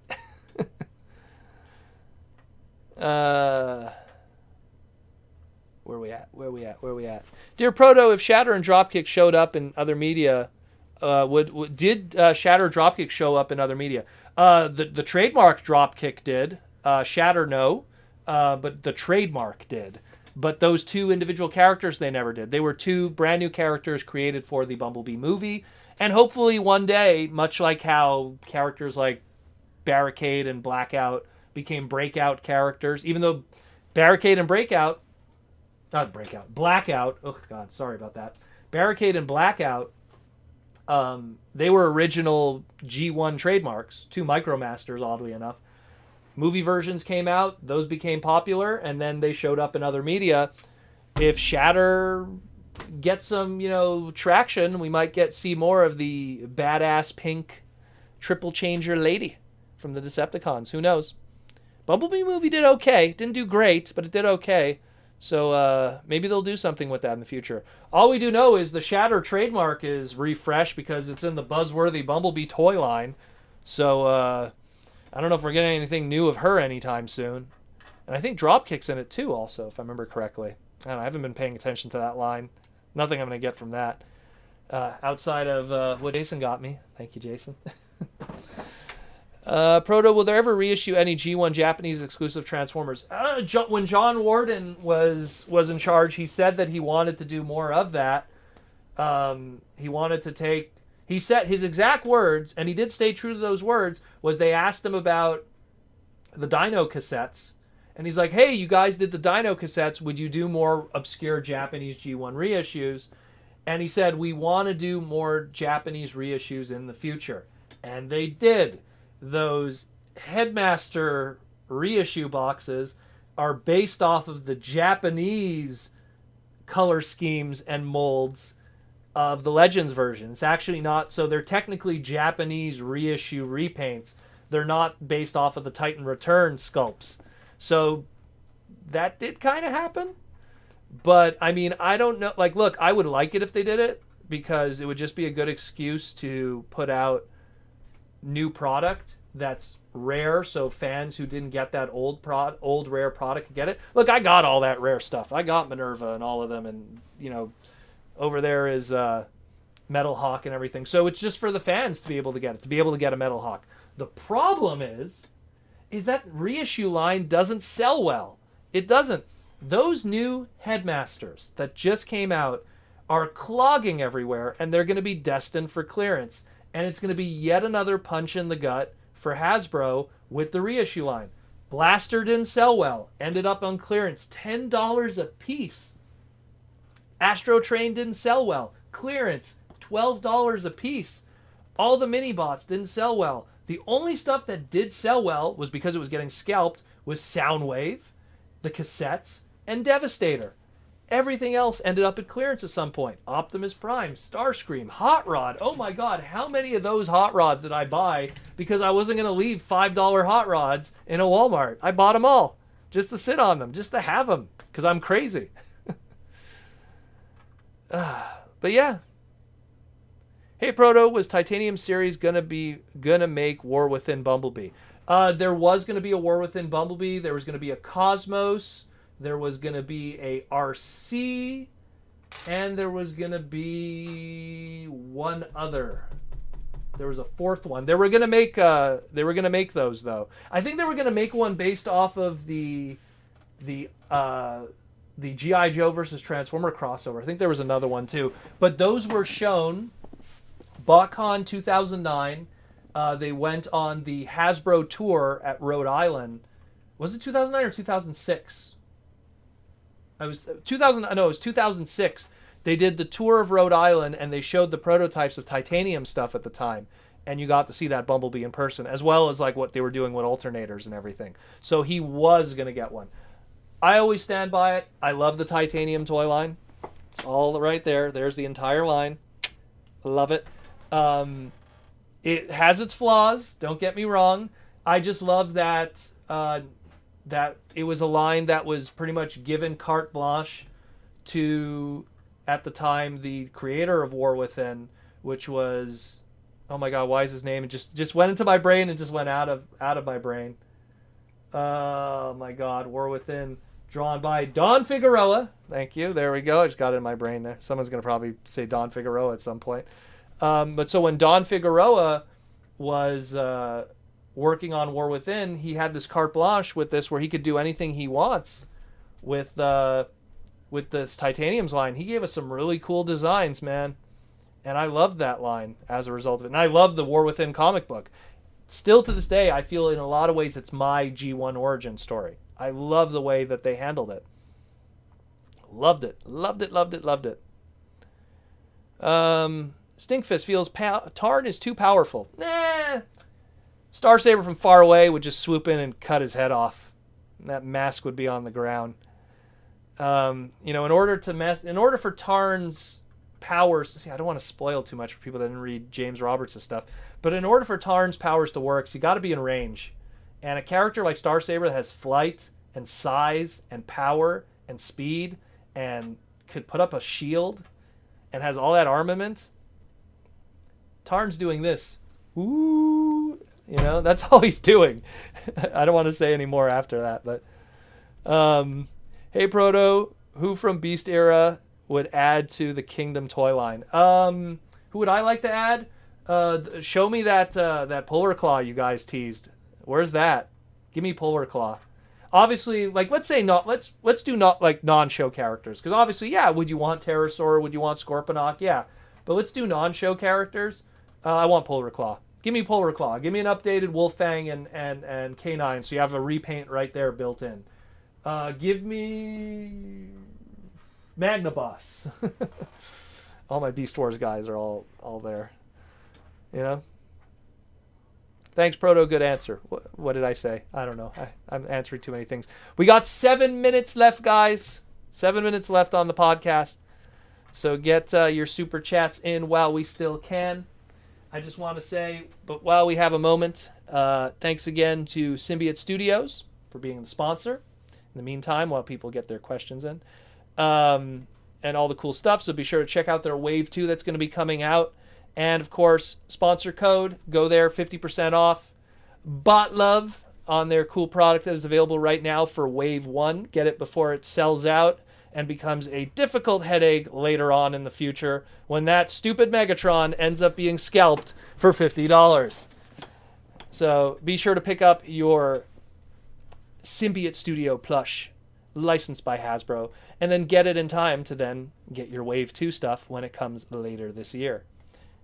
It's coming, guys. Me Grimlock. But yeah, Symbiote Studios. Check that out. And again, I want to just give a shout out once again just to Jason for keeping me busy for the next couple of days.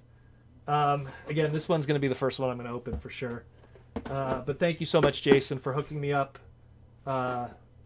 It's cool to have fans that are hardcore like that. That just want me to enjoy the craziness that is the Transformer hobby. We want Kingdom Polar Claw. Damn right.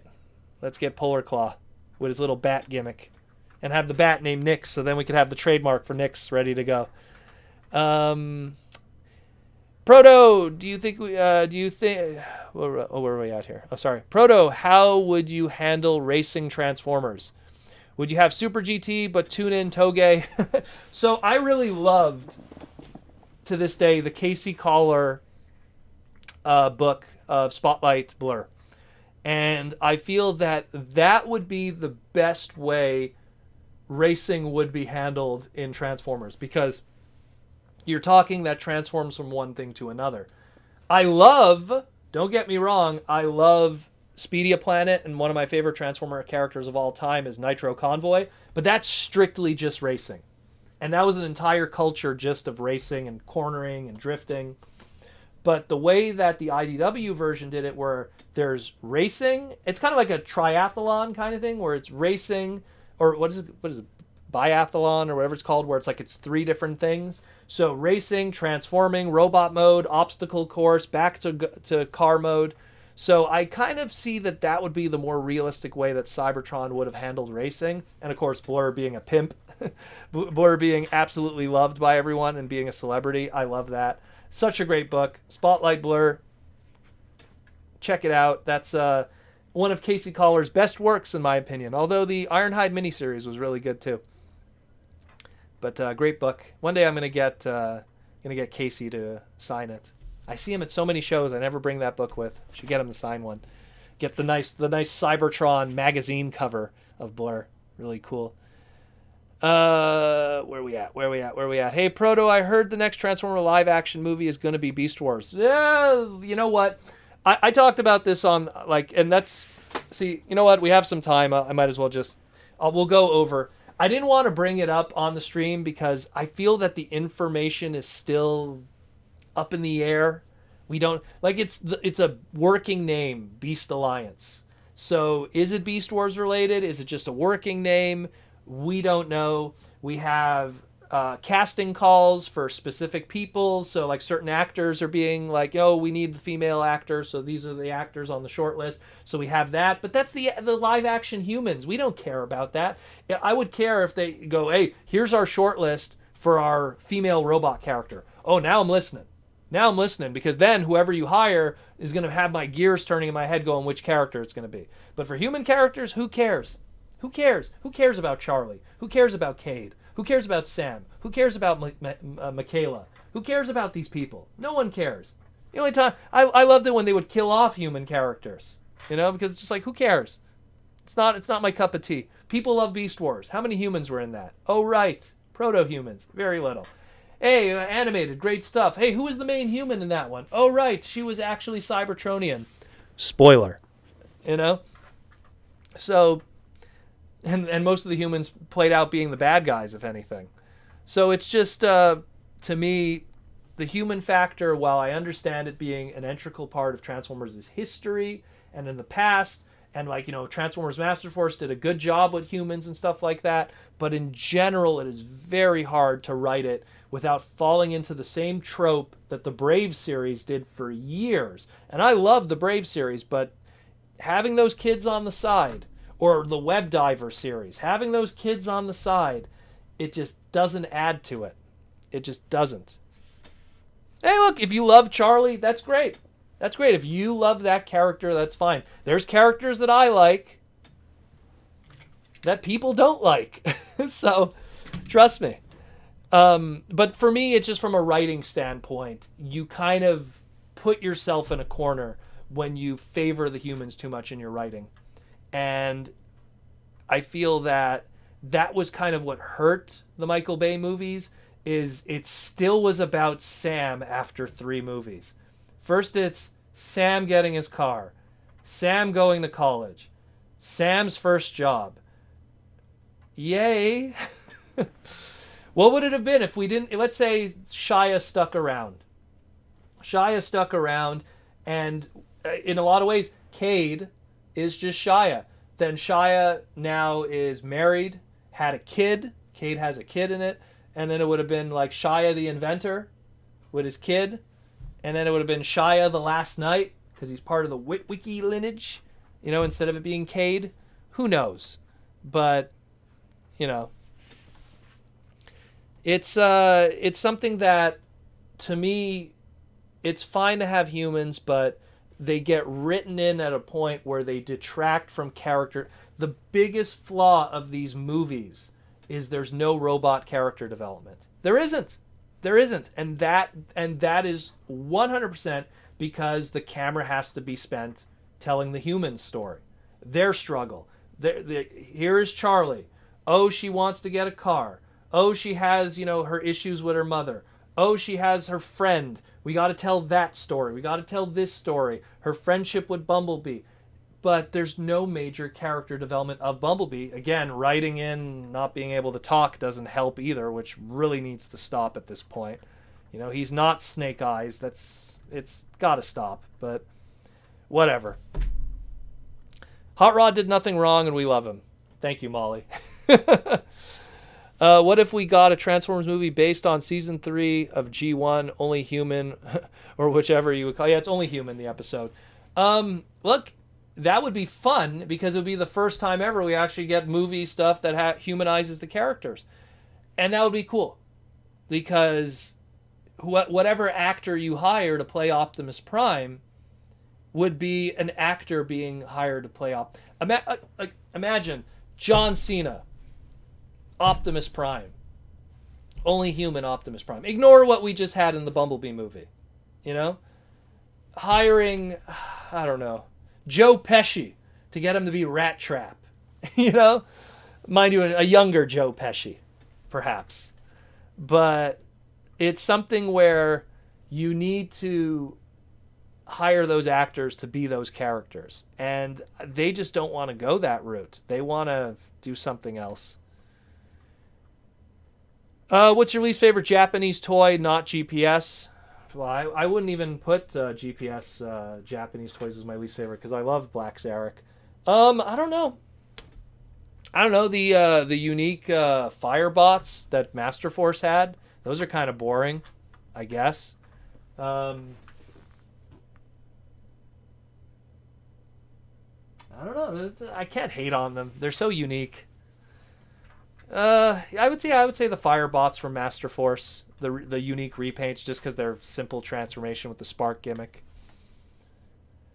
Would you make a live action movie with everyone stuck on Planet Junkion? It would be more interesting.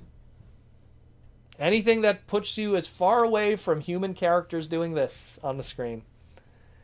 We have 3 more minutes left, people. 3 more minutes. You can't hear me. Hollywood Optimus Prime. Dear Proto, what do you think about the early designs of the first Transformer movie? Look, I understand they wanted to be different. I always use the term, which is called American Mecha, which is when the Western audience, when the Western designers, ones that have not been influenced by anime, the era before that, when they draw robots, it's always claws for feet, how gears work. I always say, look at Ed 209 from RoboCop 1 and RoboCop 2, or Robo Kane as he was called, from RoboCop 2. Those are shining examples of American mecha. And you look at, especially Robo Kane, and you see how his feet are. You see how his hands are. And that's how Westerners, for the longest time, drew robots. So when I saw the movie stuff, I accepted how it looked because I understood who was drawing it. This wasn't Shinji, Kawamori. This wasn't, Kunio Okiwawa, who did Gundam stuff for like 0083 and everything. This isn't, Masamune Shiro even, who did the Ghost in the Shell stuff. This is Western designers doing Western robots. And I was fine with the designs because I understood who was designing them. If it was a Japanese person really designing it from the ground up, I don't think I would believe that even. So I was fine with them. I'm not a big fan of them because they're kind of emotionless, but I think that's more the fault of the movie and less the design's fault. Because, you know, at the same time, you take movie Optimus Prime, picture movie Optimus Prime design, 2007 movie, 2009, and you put Transformers Prime Optimus Prime, and they're relatively the same design, but one is really cleaned up and better for storytelling. So it's all in the fine details. It's how the sausage is made, as they say, and the little things involved in it. Live action movie covering Orion Pax and Megatronus to start the Great War. Anything like that? I love that. I'd love that. Give me it. Make it happen, Molly. Make it happen. Let's make it happen. I would love that. That'd be great. I'm going to take one more question, and then we're going to call it a night, guys. One more question. Pretenders! 1,000 Wolves. I love my pretenders. Pretender. One more question, then we'll call it a night. And then Daniel is, Protoman's going to be cracking open this guy. And then tomorrow I'll do a nice little photo shoot. I'm gonna pull out my bumper from my collection. There's Bumper right there next to Bumblebee and the crew. So I'm gonna do a photo shoot of him next to him. I don't know if anyone has taken a photo next to it, so it'll be nice to have that contrast next to each other, make that comparison. And I guess this next to this. Not bad, eh? Not bad, actually. Not bad. This is actually Daniel with Daniel. That's why I have him up there. We got our last super chat question of the day from Stinkfist69 Giggity. How would you feel about a new movie Beast Wars being made to please no human with no human actors? That's how I would like. If you want to, here's how I would do it. No joke. No joke. Okay, we have 2 super chat questions. It's because Joseph wants one in too. So how I would do it, no joke, we would legitimately we would do a prequel story. If you want to do it, something that's like, let's see how the audience reacts to the Godzilla King Kong movie. And if that movie could do that story and 2 monsters just banging against each other in CG and people enjoy that, it tells us that we could do the same with robots and stuff. Do a prehistoric story, tell that story, prequel story. You could still have your Bumblebee movie fit into it. You could do your Bumblebee movie sequel and it doesn't disrupt it because this is a prequel story. And who knows? Here's the Bumblebee movie, 1980s. Beast Wars movie's a prequel movie in prehistoric time. Stuff that happens there, they get frozen to sleep. Sequel Bumblebee movie that happens, let's say the 90s, let's say in current time, could then find those characters that were lost in the Beast Wars movie and bring those characters into the modern time. Run it, do it now. Last question by Joseph. Next movie, we have Pretenders with giant humans walking down the street that inside robots who fight giant monsters that have robots inside. Master Force. We kind of had Pretenders with Revenge of the Fallen with, what was her name there, Alice, but they didn't really flesh that out, and she was the only one that ever did that, and then they never did anything with it since. So, we'll see what happens in the future with that. Transformers is such a large brand, bro. Such a large brand, bro. With so much stuff going on, you know. Now I'm going to have to lean at an angle here because I just messed up the camera. It's such a large brand with so many different ways to tell a story that there's no wrong answer, but there is a wrong way to tell a story. You could have a premise, a good premise, but have it badly executed. And you could have a bad premise, but have it executed properly. And that's storytelling from Protoman tonight. But thank you all for coming today. And once again, if you want to support the podcast and say that you love everything that we're doing here today, patreon.com/Protoman. Check the description below. Check the link below. Come join the Patreon. Come join us on our Discord. I post all kinds of cool stuff. Rare Transformer lore. We post sales so you could get cool deals and buy cheap Transformers. But again, thanks everyone who coming. Thanks to all the people who super chat that help support the podcast. Thanks again to Jason, who's going to make me be playing with a spider later. But yeah, thanks again, guys, for coming. It's always great to have everyone. And hopefully next week we'll have yet another banger. So as like I always say, roll out.